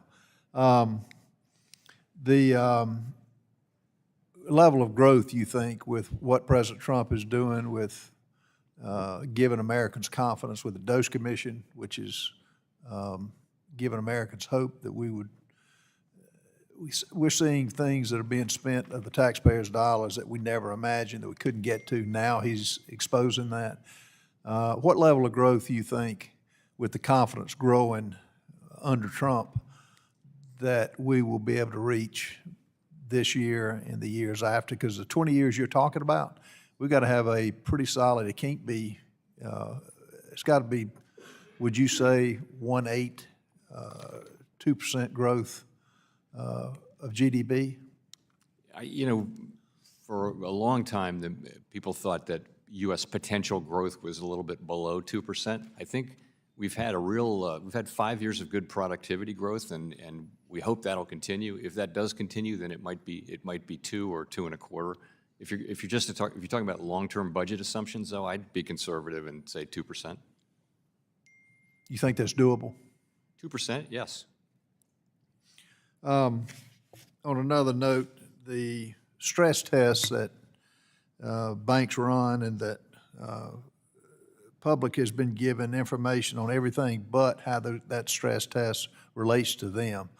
Why is it not further, why is it, most people don't understand what it is, why is it not broadcast more, in your opinion? Why the stress tests? Correct. So the theory from the beginning was not to disclose the whole models and the way that they worked, because in a way that felt like giving the test in advance. This was a brand new initiative that started coming out of the global financial crisis, very successful generally, but over time, the argument for not giving away the models, giving the models out, has, I think, weakened, and also the law has moved. The Supreme Court has moved to reduce the level of deference given to agencies and increased our obligations to be transparent under the Administrative Procedure Act, and so it's time we think for us to disclose the models. Thank you so much. Thank you. Thank the gentleman. Gentleman yields back. The gentlewoman from Texas, Ms. Gonzalez, is recognized for 5 minutes. Thank you, Mr. Chairman, and thank you, Chairman Powell, for joining us this morning. As you know, the United Kingdom, European Union, Mexico, Brazil, India, and Japan all allow non-bank payment service providers access to their instant payment services. This allows improved access to liquidity for users by ensuring they can send and receive payments instantly without waiting multiple days to access their money. I believe this is especially important for those who have tighter cash flows, and for those sending payments to loved ones abroad, both which happens quite frequently in South Texas and across the country. With that in mind, does the Federal Reserve plan to allow non-bank payment service providers access to FedNow payment rail? We don't plan that right now. What we really want to do is to have the consumer not care. The consumer can have an access, but our payment rails go through the banks, and so you have to go through a bank. Yeah. So there's no plans on changing that? No. Okay. Not that I'm aware of. Okay. Getting on the consumer price index, what consumer price index reading would cause you to cut rates? Is it 2% exactly, or is it a trend closer to 2%? How much more movement downward do you need to see in CPI for the Fed to start looking at rate cuts? So remember, we're looking at two things. We're looking at the labor market and inflation. And so headline inflation last year was 2.6%. And we've said, assuming the labor market remains solid and strong, we want to see further progress. We didn't actually make much progress on core PCE inflation last year for reasons that I can explain, but nonetheless, the progress wasn't there. So we want to see a resumption of progress. I'm not going to put a really specific number on it. I mean, the truth is the economy is strong, the labor market's solid, and we have the luxury of being able to wait and let our restrictive policy work to get inflation coming down again, and that's what we're doing. Is there any concern at the Fed that deporting millions of undocumented workers that do a lot of crucial work in the agriculture industry, in construction, in the hospitality business will create upwardly pressure on inflation in this country? So we don't, we don't have concerns about policies. We just look at the data, and labor supply has actually, the new labor supply from immigration has actually come down quite sharply over the second half of last year, and there's every reason to think that will continue. Demand has also come down, so that the unemployment rate has actually been flat since July. we're going to look at But supply wouldn't and taking a demand. million workers out of the economy have a direct impact on It could. We'll just have to see how supply and demand match up. In any case, we don't, we're not here to comment on immigration. We're here to achieve. Right. No, maximum I totally get that. I'm just figuring if you take 1 million people out of the workforce, how do we make that up, and how would that have an upwardly inflationary pressure on our economy? But moving on, recently the Cleveland Fed's new tenant rent index tumbled to a negative 2.4 year-over-year rate. Does that type of deflation in shelter make you more positive on future interest rate cuts? So, yes, but the thing is, what we're really looking at is, in the aggregate, housing services inflation. I believe that's a measure of current rents, so market rents that are happening. And market rents have not been showing much inflation for a long time. Market rents don't make their way into rents until leases turn over, existing leases turn over, and that's been the slow part of the process. We have seen a lot of progress on that, but we're not there yet. We're not back to levels of housing services inflation, which is what I described, but we're getting there. We're making clear progress. You recently said that employment prospects are solid, and construction employment, which represents 6.1% of all private employment, is falling significantly. Does this concern you? So we look at the aggregate numbers. There are always industries that are growing and not growing. I think the last few job reports have been significant job creation. You saw the one here a week or so ago, which revised up the last 2 months in strong job creation. In fact, it looks like the job creation may actually have picked up a little bit around the end of the year. Thank you. And just very briefly, given what we had had a business capex recession the last time the economy faced uncertainty with large tariffs, are you monitoring capex developments closer this time around? We're monitoring them carefully, yes. Thank you. I yield back. Gentleman yields back. Chair of our Oversight Investigation Subcommittee is recognized for 5 minutes. Thank you, Mr. Chairman, and thank you very much, Chairman Powell. Good to see you. I did recently chair an Oversight Subcommittee hearing on debanking.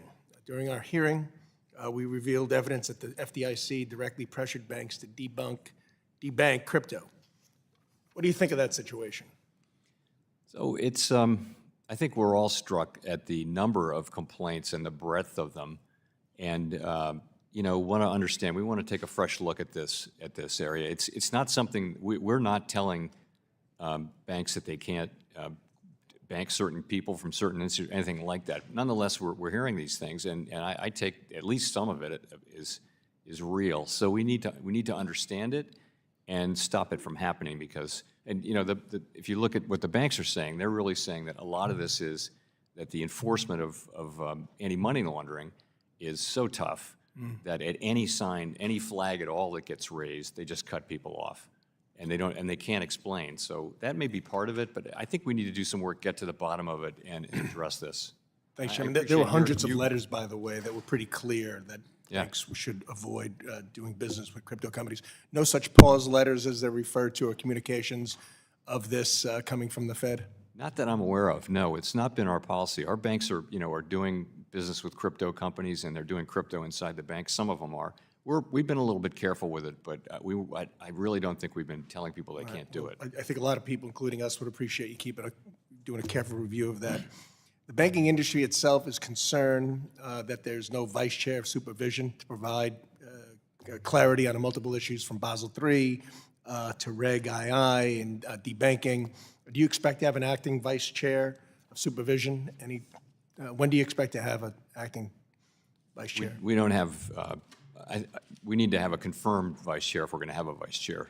There's no such thing as acting for us. Okay. But I don't know. That's up to the administration. I'll tell you the way we look at it is we're going to do our jobs, and I think there are a number of things that can be done that'll be very constructive. And if there is a new vice chair for supervision, I will welcome that person and do everything I can to make them successful. Okay, thank you. Yesterday, you noted that Basel III Endgame could be finalized fairly quickly. Given last year's extensive public comments, will you ensure the rule does not restrict access to capital and fully incorporates industry feedback? And as you stated, you felt that the capital reserves for banks was about right. So I'd imagine you're not looking for anything too drastic there. No, that's right. Yeah, that's correct. Okay, great. So the CPI this morning came in a little hotter than expected at 3%. Did this surprise you? It was, the CPI reading was above almost every forecast, but I would just offer a note of caution on this, 2 notes of caution. One is we don't get excited about 1 or 2 good readings, and we don't get excited about 1 or 2 bad readings. The second thing, though, is we target PCE inflation because we think it's simply a better measure of inflation. And so you need to know the translation from CPI to PCE, and we get more data on that. Tomorrow we'll get the producer price index. So I think it's always wise, and the people who follow us closely know this, that we'll know actually what the PCE readings are, late tomorrow. Okay. So in the past, as you well know, you called inflation transitory. Then the Fed signaled 3 rate cuts for 2024, and the market's priced in 6. Now that you're saying that there's no rush to cut rates, do you find this forward guidance stabilizing markets or fueling volatility? So this is the summary of economic projections, the dot plot. And, I think markets like it. It's kind of the only, it is the forward guidance that we give. We don't really mean it as forward guidance, but markets do take it. Sometimes they take it too seriously. I think most market participants understand that it's highly conditional and dependent on what actually happens in the economy. And that's the feedback that you do receive? That Yes. They find it Yeah. helpful? And when we talk about getting rid of it, market participants will tell you, please don't do that. Okay. If DOGE found $1 trillion in wasteful, unnecessary spending, the Department of Government Efficiency, of course, and wouldn't that have a positive effect on inflation, allowing you to perhaps lower interest rates and, of course, reduce our deficit spending? So this is if $1 trillion of spending were eliminated, you'd have to run that through a model, but ultimately, it would be hard to say exactly how it would affect the economy. You got a $6 billion budget at the Fed. Would you welcome DOGE to have a look under the hood? We haven't heard from them, and I've got nothing for you on that today. Thank you, Chairman. I yield back, Chairman. Gentleman, time has expired. The gentleman from Illinois, Mr. Caston, is recognized for 5 minutes. Thank you, Mr. Chair. Chair Powell, always a pleasure to see you again. I want to start, and I don't expect you to comment on the policy here, but there's been a number of actions from the Trump administration of scrubbing or limiting data that the private sector has historically relied on to understand the direct and indirect impacts on the economy, public health data, information about breaking things down by gender, by race, that we need to understand granular shifts in the economy. I realize that you don't rely exclusively on government data, but has there been anything that has happened since the Trump White House was sworn in that has limited the Fed's access to information you need to fulfill your dual mandate? Not that I'm aware of, no. If there was, will you commit to sharing it with Congress so that we can fulfill our oversight responsibilities? Sure. Okay. When you were here in July, I'd asked you this question. I just want to confirm that you still feel the same way. Is it still your view that the Federal Reserve that climate change constitutes an emerging threat to U.S. financial stability? I guess I would say it this way. I wouldn't say that climate change is currently a threat to U.S. financial stability. An emerging threat. I would say that it may emerge over time as such. Okay, so $250 billion of losses in California. We've now got multiple states where the insurer of last resort is insolvent, reporting today that California is having to bail it out. I know we have a difference of opinion on NGFS. I don't want to go into that, but is the Fed monitoring what is happening to our financial system as those insurers pull out, as insurance rates goes up, and people's both access to property insurance and the cost of insurance are going up? Are you monitoring what's happening systemically in our economy as a result of that? Yes. The question, though, if the question is it a threat to the financial stability of the United States? That's really the question. And of course, we're following that very, very carefully. Okay, so if you're monitoring it, where is the risk that was being backed by the insurance industry moving? Where in the economy does that risk now live? So insurance companies, as you know, can cancel policies and not issue them, and they can leave states, and they're doing a lot of that. So where do those risks fall? They fall on homeowners and other beneficiaries, and they fall on state governments and to some extent the federal government. But they don't cause large financial institutions to fail. Are you seeing shifts in mortgagers, mortgage servicers, their willingness to provide loans to homes as those insurance rates go up or disappear? Implicitly, if you can't get insurance, then there won't be a mortgage. So Okay. I can't point to episodes where that's happening, but that's certainly where this looks like it's headed. Okay, because, I mean, there has been reports going back several years now that the more prone your property is to flood risk, to fire risk, the more likely you are as a bank to offload that onto Fannie and Freddie, right?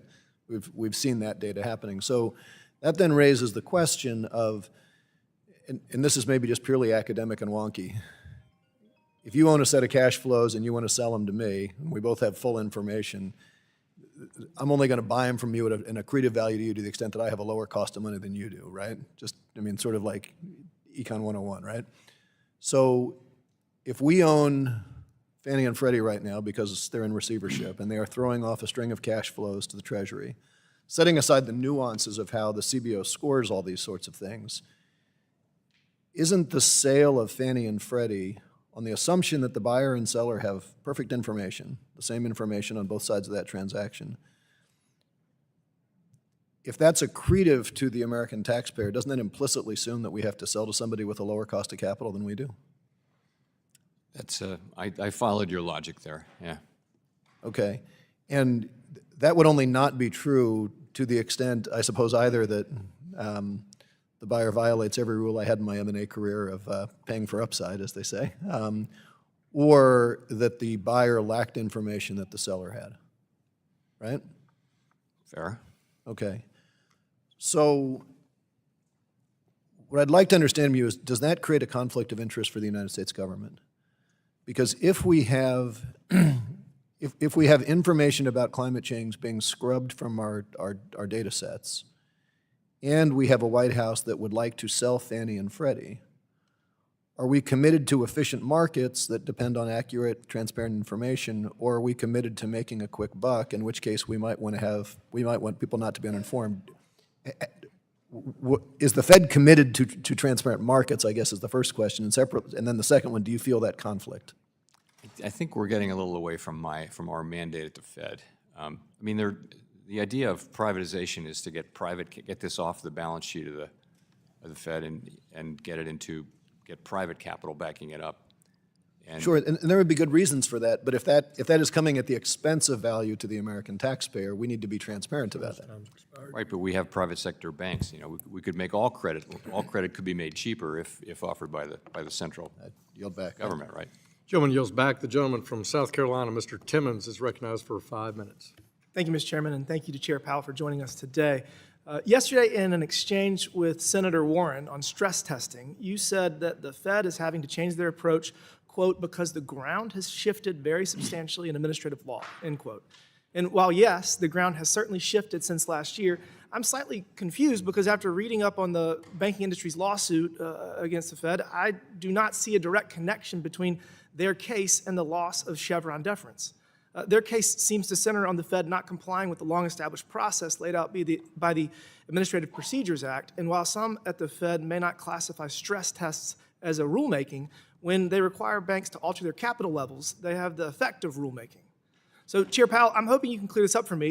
Is this a matter of adapting to a post-Chevron world, or was this the Fed unlawfully using stress tests as a backdoor to increase capital requirements on banks without issuing a formal rulemaking and having to go through the legally required notice and comment APA process? Pretty good chance that the next sentence I say would be evidence in the court case that we're having. So I'm not gonna get into just debating what the law is because we're in litigation. I will say it's not just Chevron, though. I think it's clear from other cases that expectations under the Administrative Procedure Act are also raised, just generally speaking. And so we felt that, like, overall, that really has changed the playing field. Okay, well, any changes in capital requirements is very disruptive, and having a more predictable process is helpful for long-term stability of the U.S. economy. On to the next question. So foreign banks, many of which are smaller than their domestic counterparts, play a larger role in providing financing in the Treasury market. U.S. banks, on the other hand, are less involved than they could be, primarily because regulators have made this activity less profitable for them. Stricter capital requirements, liquidity buffers, and compliance costs stemming from regulations like Dodd-Frank make it more costly for U.S. banks to engage in treasury market operations, particularly in repo and securities lending. As a result, foreign banks, facing fewer regulatory hurdles, have stepped in to take on this crucial role, providing the liquidity and financing needed. This shift has significantly altered the market landscape, with foreign institutions now holding a larger share of financing operations that were once dominated by U.S. banks. So my question is this: why are we setting up a system where the U.S. Treasury market needs to rely on so much on foreign banks for proper functioning, and do you see that as a national security threat? I see the trend that I see is that we have very significantly raised the capital costs of supporting market activity, and especially for low-risk activities that are low-risk, low-return. What's happened is the amount of treasuries has grown much greater than, it is now much greater than the capital that's allocated to intermediate. So that's why you see low intermediation and relative lack of liquidity, and I think it's appropriate to do something about that.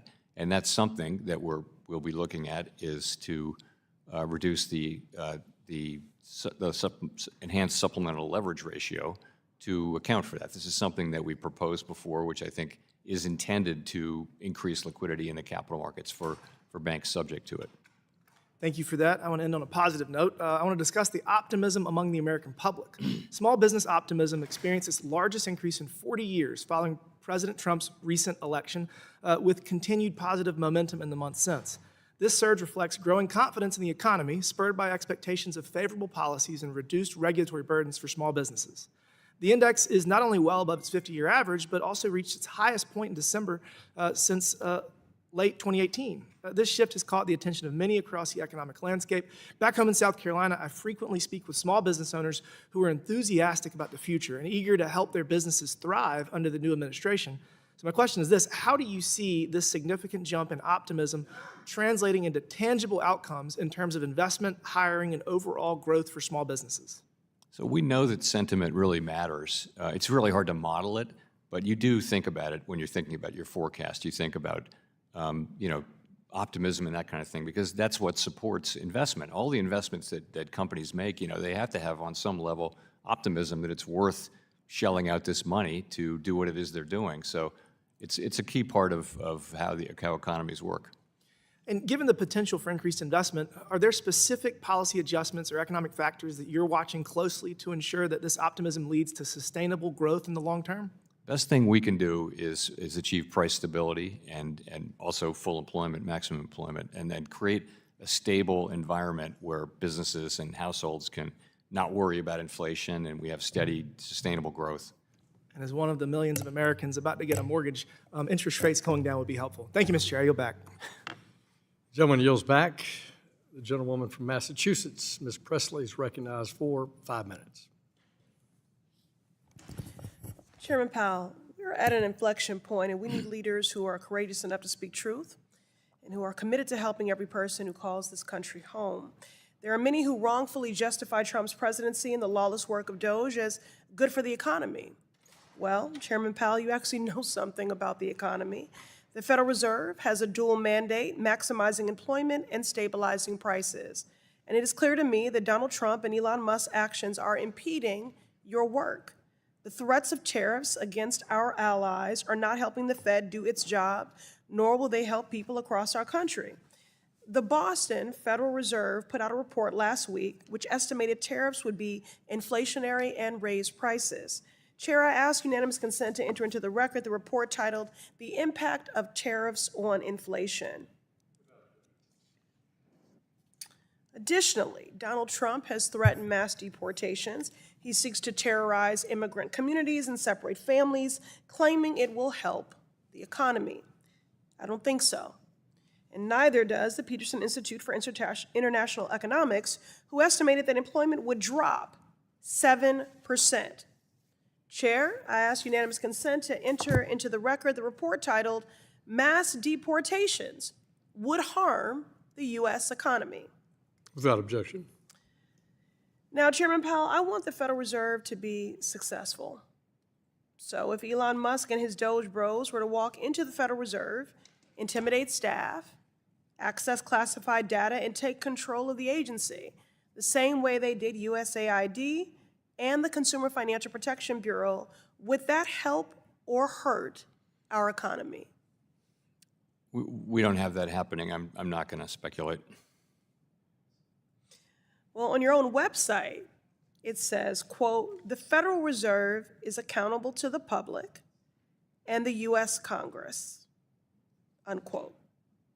So I would like to see a clear answer on this. Your staff are watching, Wall Street is watching, Donald and Elon are certainly watching, and we all want to know, what is your view if Doge does to the Federal Reserve what it has already done to other independent agencies?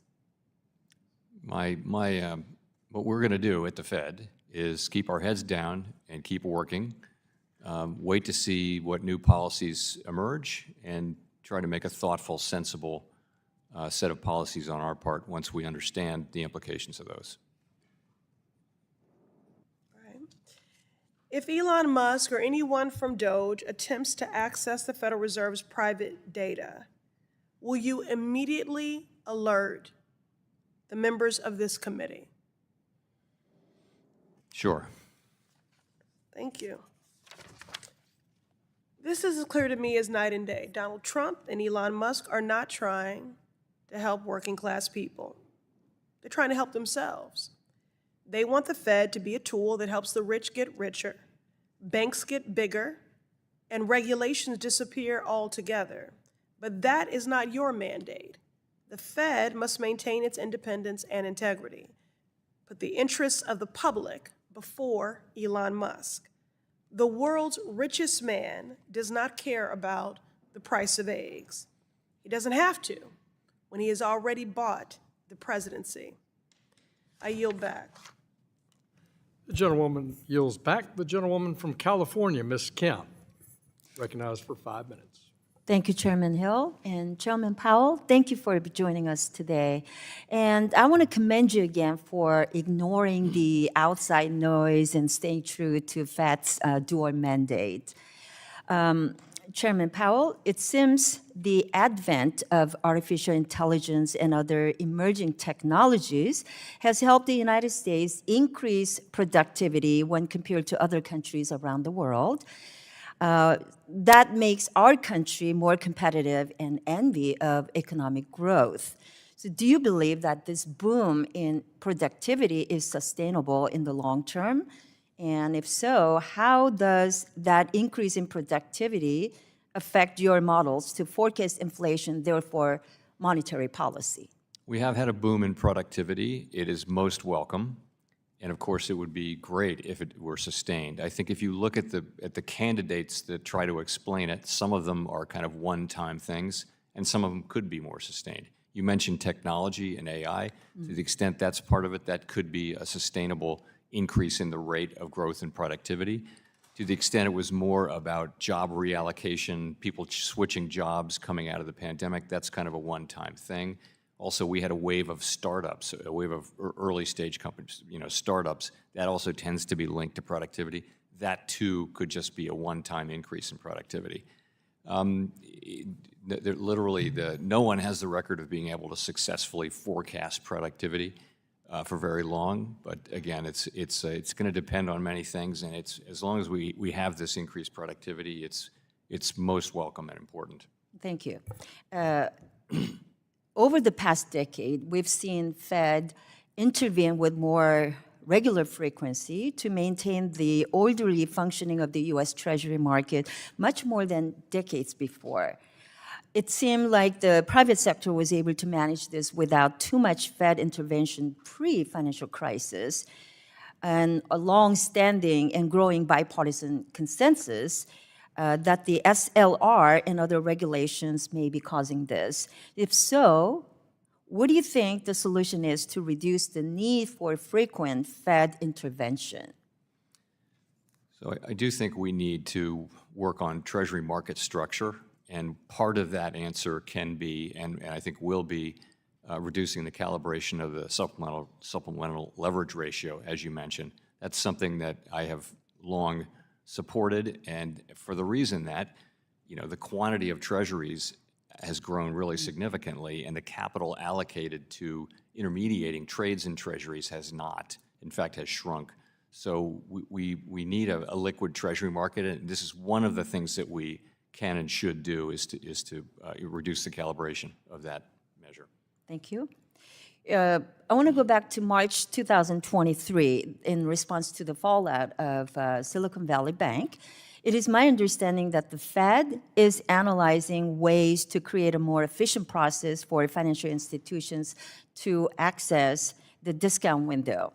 One issue that has come up is that it can take extended periods of time to assess and determine the lendable value of collateral, potentially denying the institution's ability to access liquidity quickly.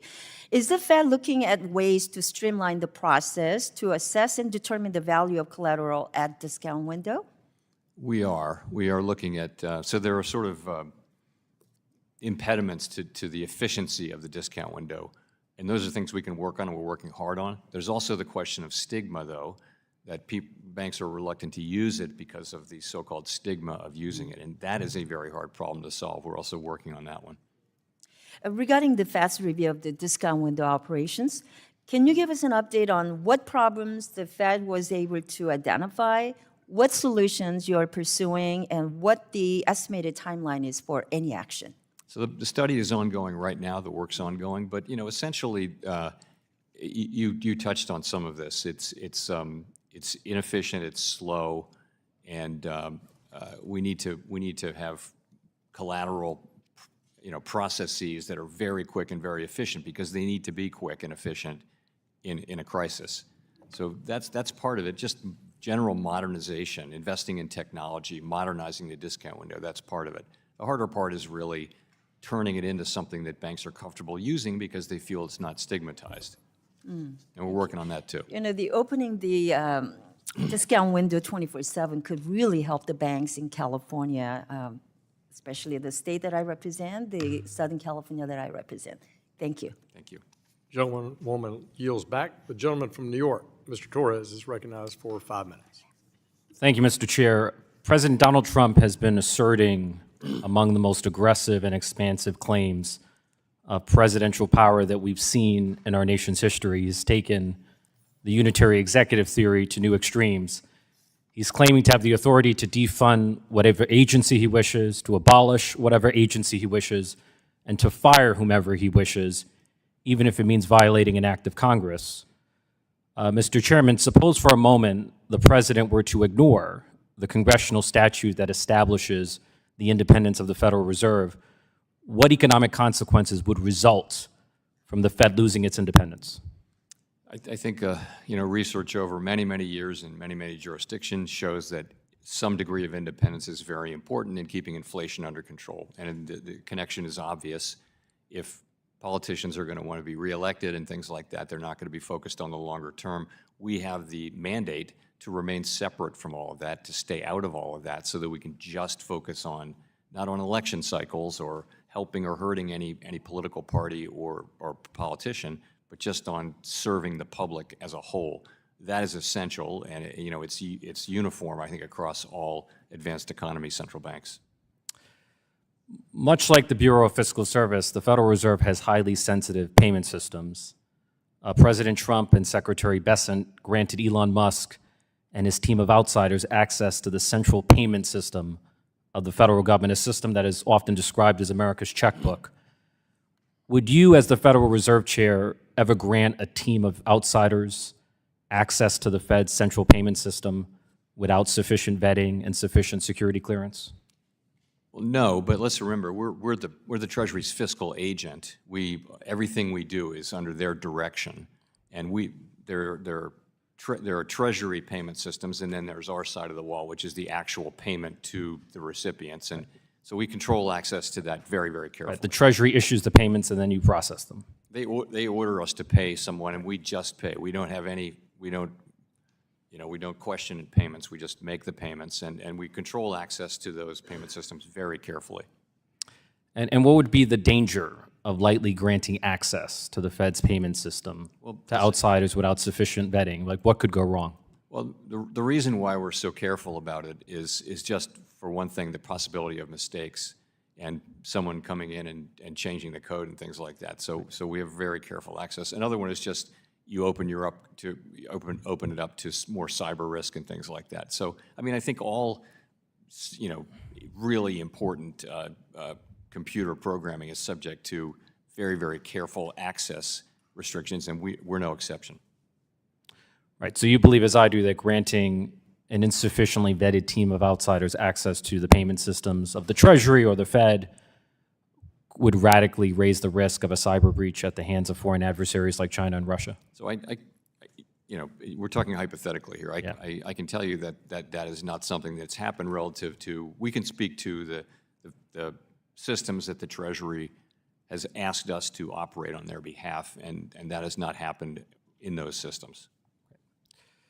I represent one of the poorest congressional districts in America. I have cash-strapped constituents who pay exorbitant fees simply to transfer their own money, often to loved ones abroad.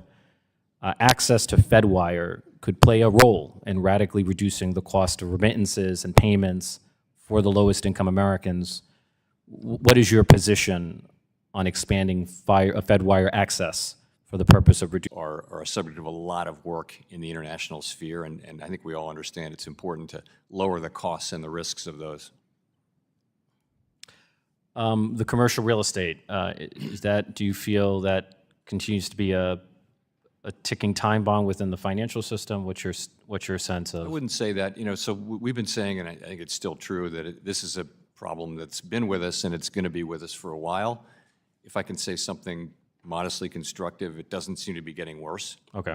So there are a lot of embedded losses, and they're just going to need to be realized. So we're working with financial institutions to make sure they have a plan and understand their losses and can manage them. I see my time has expired. Thank you. Gentleman yields back. The gentleman from Florida, Mr. Donalds, is recognized for 5 minutes. Thank you, Mr. Chairman. Chair Powell, it's good seeing you again.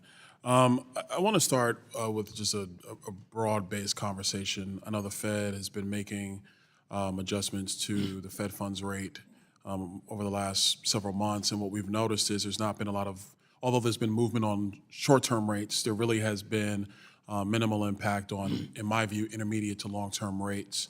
Can you expound on why you think this phenomena is starting to exist with respect to Fed rate monetary policy versus the general borrowing rates for businesses and consumers? Right. So you're right, of course. We've lowered the federal funds rate, and as sometimes happens, longer rates have gone up. They've gone up and come down and gone back up. They moved around, but they're higher. And the reason is that we don't control long-term rates. They react to a whole bunch of different things, including a sense of more deficit spending coming, including expectations of more growth and of risk of higher inflation, but not. So markets aren't pricing in higher inflation, but maybe pricing in that the risk of that is there. And that could be a reaction to new policies or not. But ultimately, though, the increase in longer-term rates is really mostly not about Fed policy or our job of maintaining price stability. It's about other things, the term premium in particular. Be happy to meet with you, and go through this in a lot of detail, more than you can do here. No, I would love to do that. One of the concerns I have, as well as a lot of my colleagues up here on the Hill, is there is but so much that the Fed can do with respect to rate policy, and I fully acknowledge that. Wanted to get your views on that, but I think it's also the desire, and this conversation happening right now, obviously with with Doge and Elon Musk, and the desires for efficiencies, but then also stability in federal spending and even bending the cost curve. Fiscal policy from Capitol Hill, do you think that would yield positive results in medium and long-term rates, borrowing rates, not just for the federal government, but for the American consumer? When you say fiscal policy, you mean fiscal policy that would reduce deficits over time? Yes, fiscal policy that will reduce deficits, fiscal restraint, I would say fiscal common sense over the intermediate and long term for the United States. Yes, well, so I think part of what market participants think about when they buy our treasuries is how much more of this is coming, are we going to get on a sustainable path? And they want to get paid, If the answer to that is, wow, we don't have a lot of confidence in that, then they're going to need, so the term premium, the so-called term premium goes up for that reason. And there's no question if we were on a more sustainable path, I do think rates would be lower. No, and I appreciate that testimony, because one of the things that, while we do talk about obviously tax policy in another committee, regulatory policy throughout the entire federal government, I think it's important for the American people to know that Washington does have to be fiscally responsible. And if we are not, and I say all of Washington, if we are not, then the risk premium, so to speak, for borrowings in the marketplace are going to increase, not because of the American consumer, not because of the strength of the American engine, but simply because the amount of treasuries that we are putting out to market are just demanding a higher premium for every new dollar that we borrow, because simply people want to be paid back. And it's just something where, Chairman, you don't have to comment on that. It's something I think is important for the American people to understand. That is the major issue, if you will, over the next 20 years, 10 to 20 years for the federal government, that we have to get our fiscal house in order if we're going to give the American consumer, who might be poor, trying to make a way in this country, middle income, trying to just take care of their children and figure out what the next stage in life is going to look like. People who are in the upper middle class, who are now forming businesses, building some real wealth for themselves and for their family, all of that is at risk if the United States government does not take its fiscal health as serious as any other family and any other business would do. Real quick, Chairman, you said yesterday that as long as you're chairman, the U.S. will never have a central bank digital currency. Is the Federal Reserve or any of its member banks currently conducting any studies on CBDCs, either for retail or wholesale purposes? I mean, we're not doing any work that is designed to lead to a retail CBDC. That's not happening. When we don't support one, we don't have legal authority to do one. So no, the notion of a wholesale CBDC is really not one that we think about or accept. We have, take Fedwire. Fedwire is a real-time, digital process of trillions of dollars every day between banks. Is that a CBDC? Some people would say that's... Gentleman's time has expired. So, thank you, Chairman. Thank I yield back. Thank you, Chairman. Gentleman yields back. The gentlewoman from Texas, Ms. Garcia, is recognized for 5 minutes. Thank you, Mr. Chairman, and Chairman Powell, thank you so much for being here today. It's always a pleasure visiting with you.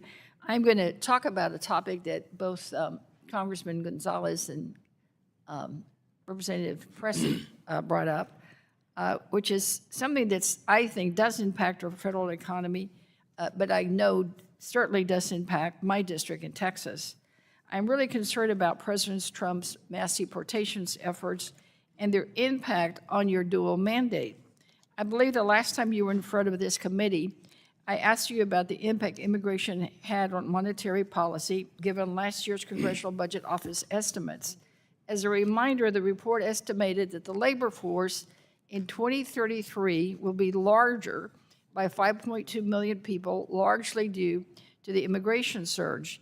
Since then, there have been more reports and research about the impact the immigration has on our economy, both in maximizing the employment and stability in our prices.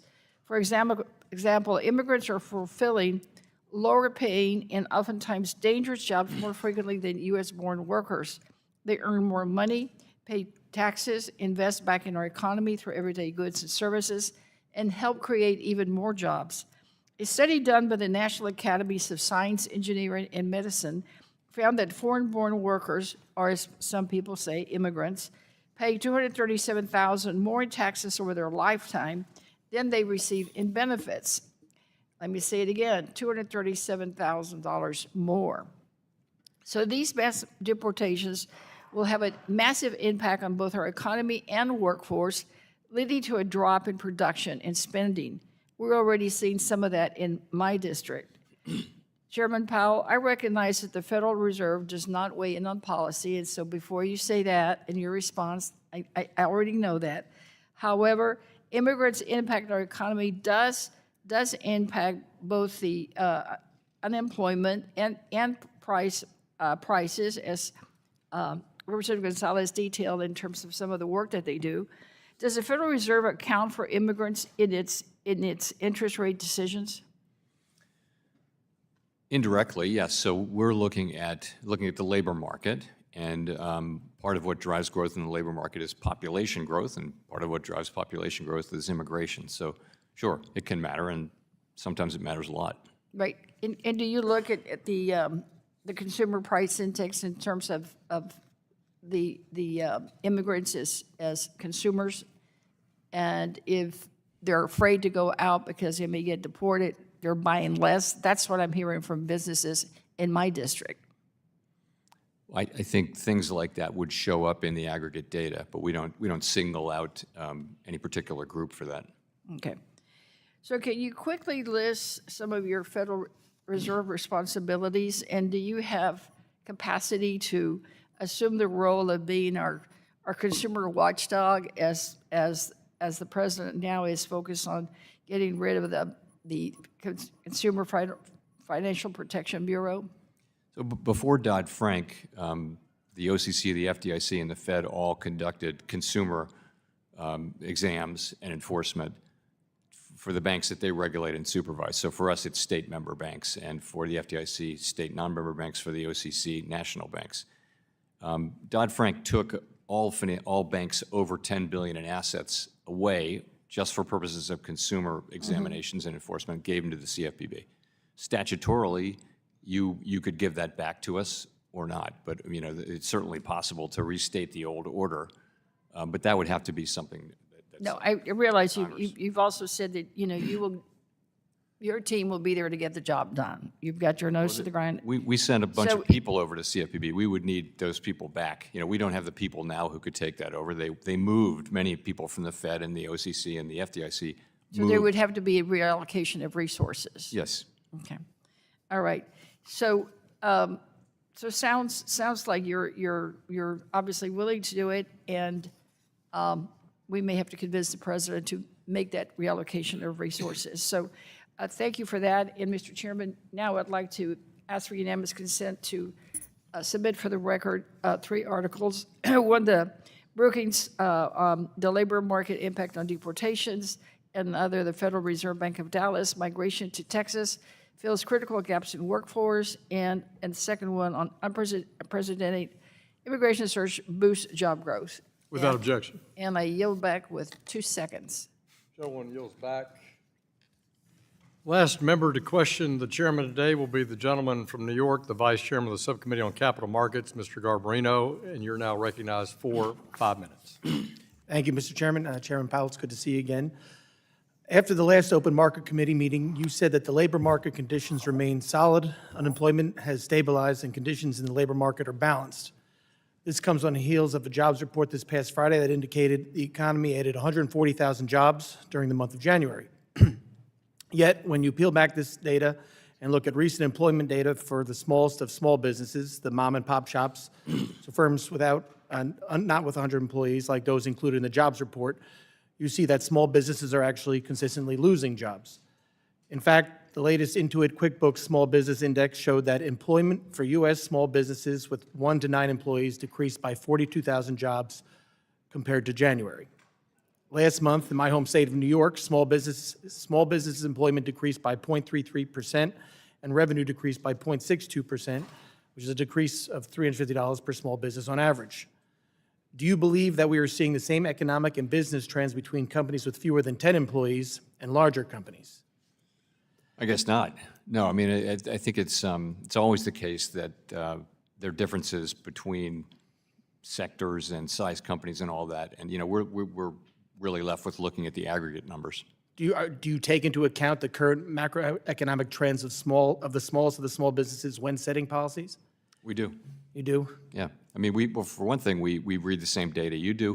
The Reserve Bank presidents come in, talk about their districts at length, and they talk about, if you read the Beige Book, they're going to talk about small businesses, nonprofits, everything. So we look at everything, but at the end of the day, there's only one national unemployment rate, but there are many, many subtle changes in the data that we monitor too. We all know small businesses drive the economy, and I know there's a company in my district, Brinkman Hardware, 40 years ago, they started with less than 10 employees. Now they have over 200. So they are able to grow, and they do great work. But I think just making sure monetary policy really does focus on helping small businesses grow is key to making sure the economy continues to grow. I'd like to move on to a topic that we've discussed on a few different occasions, Basel III Endgame. It is well known that I had some serious concerns with the initial proposal. One of those concerns that we haven't discussed is how the proposal would have impacted the securitization framework. At the time of the proposal, there was no narrative explanation, data, quantitative analysis, or financial modeling rationale for why the P factor was doubled. While I understand that Mr. Barr promised we'd see an economic analysis to support the proposed change, I believe that was never released. So, Chairman Powell, I'm wondering, in your opinion, have you seen any market pressures or changes that would have necessitated such an increase in the P factor? I can't point to anything. I will say that, we're going to look at all of that again when we get together again with the other agencies and try to move this forward. Okay, well, the proposed doubling of the P factor would significantly increase the amount of capital required for securitization exposures, making securitization more expensive for banks to participate in and raising the cost of limiting the availability of credit for households and businesses. I appreciate that you will look at that, but given how this proposed change may negatively impact a bank's ability to act as market makers in the securitization markets, when looking at this again, like you just said you would, can you commit to review this substantial increase given its outsized impact? Sure. I appreciate that, Chairman. And I just want to expand on one other topic that my colleague Representative Lucas brought up earlier. Over the past decade, we've seen the Fed intervene with more regular frequency to maintain orderly functioning of the U.S. Treasury market, much more so than decades before. It seems like the private sector was able to manage this without too much Fed intervention pre-financial crisis. Do you think regulation like supplemental leverage ratio, which some of your colleagues have commented on, is causing this? And if so, what do you think the solution is which will reduce the need for frequent Fed intervention? I think part of the answer is going to be to reduce the calibration of the supplemental leverage ratio. There are a number of things that probably need to happen with Treasury market structure, but that's one of them. That's one of the solutions, but do you think there's other things, and you'll all work on that? I do, yeah. Okay, I appreciate that, Chairman. Thank you very much for being here today, and I yield back. Gentleman yields back. I want to thank Chairman Powell for being with us today. Thank you for your testimony. Without all objections, all members will have 5 legislative days to submit additional written questions for the witness to the chair. The questions will be forwarded to the witness for his prompt response. Chairman Powell, please respond no later than March 31st, 2025. This hearing is adjourned. Okay, guys, so that is it for today in the Jerome Powell House testimony. Let me know what you guys think. The market is honestly almost completely recovered back up. Look at the V-shaped recovery in the NASDAQ here. We are almost back up to where we were prior to, prior to the CPI inflation data coming out. So you can kind of see we're exactly even. We'll see where the market heads. Let me know what you guys think. Yeah, Sam, so he said securitization, which is a process that involves combining assets into securities that generate interest, so yeah, I think that's what he said. I don't know. I don't know, though. Anyways, guys, hey, if you want to check out one of my sponsors, this is Top Step right here. Great way to learn how to day trade. Top Step X has 0 commission if you want to day trade and get around the PDT rule. There's no PDT rule in futures. You could day trade the S&P, the NASDAQ, the Dow, the Russell, gold. 0 commission on Top Step X. Tiny amount of fees per contract. And Top Step is a great funded account program. If you want to learn to day trade, don't risk your own money. You're probably going to lose it. Don't risk thousands at least. Try Top Step. It's $49 a month. It's kind of like a souped up demo account. If you can make $3K in profit without losing $2K for the base one, following their rules and conditions, and you want to confirm all this with them, I can't guarantee anything, but if you can do that, they fund you $50K, 90% split. That's similar to funding your own account, just noticeably less risk. Great way to learn how to day trade, and if you're good enough, you can take withdrawals and fund your own account. They're the most legit in the world. They've paid out almost $200 million since 2020. They fund thousands. Great way to learn. Again, I'm going to get out of here. If you want to check them out, I'll put the link up in chat. As always, guys, no idea what I'm talking about. Might be wildly wrong about anything and everything I say. Understand this is entertainment only. I do trade off stream sometimes and lose off stream. You're not going to see all my trades.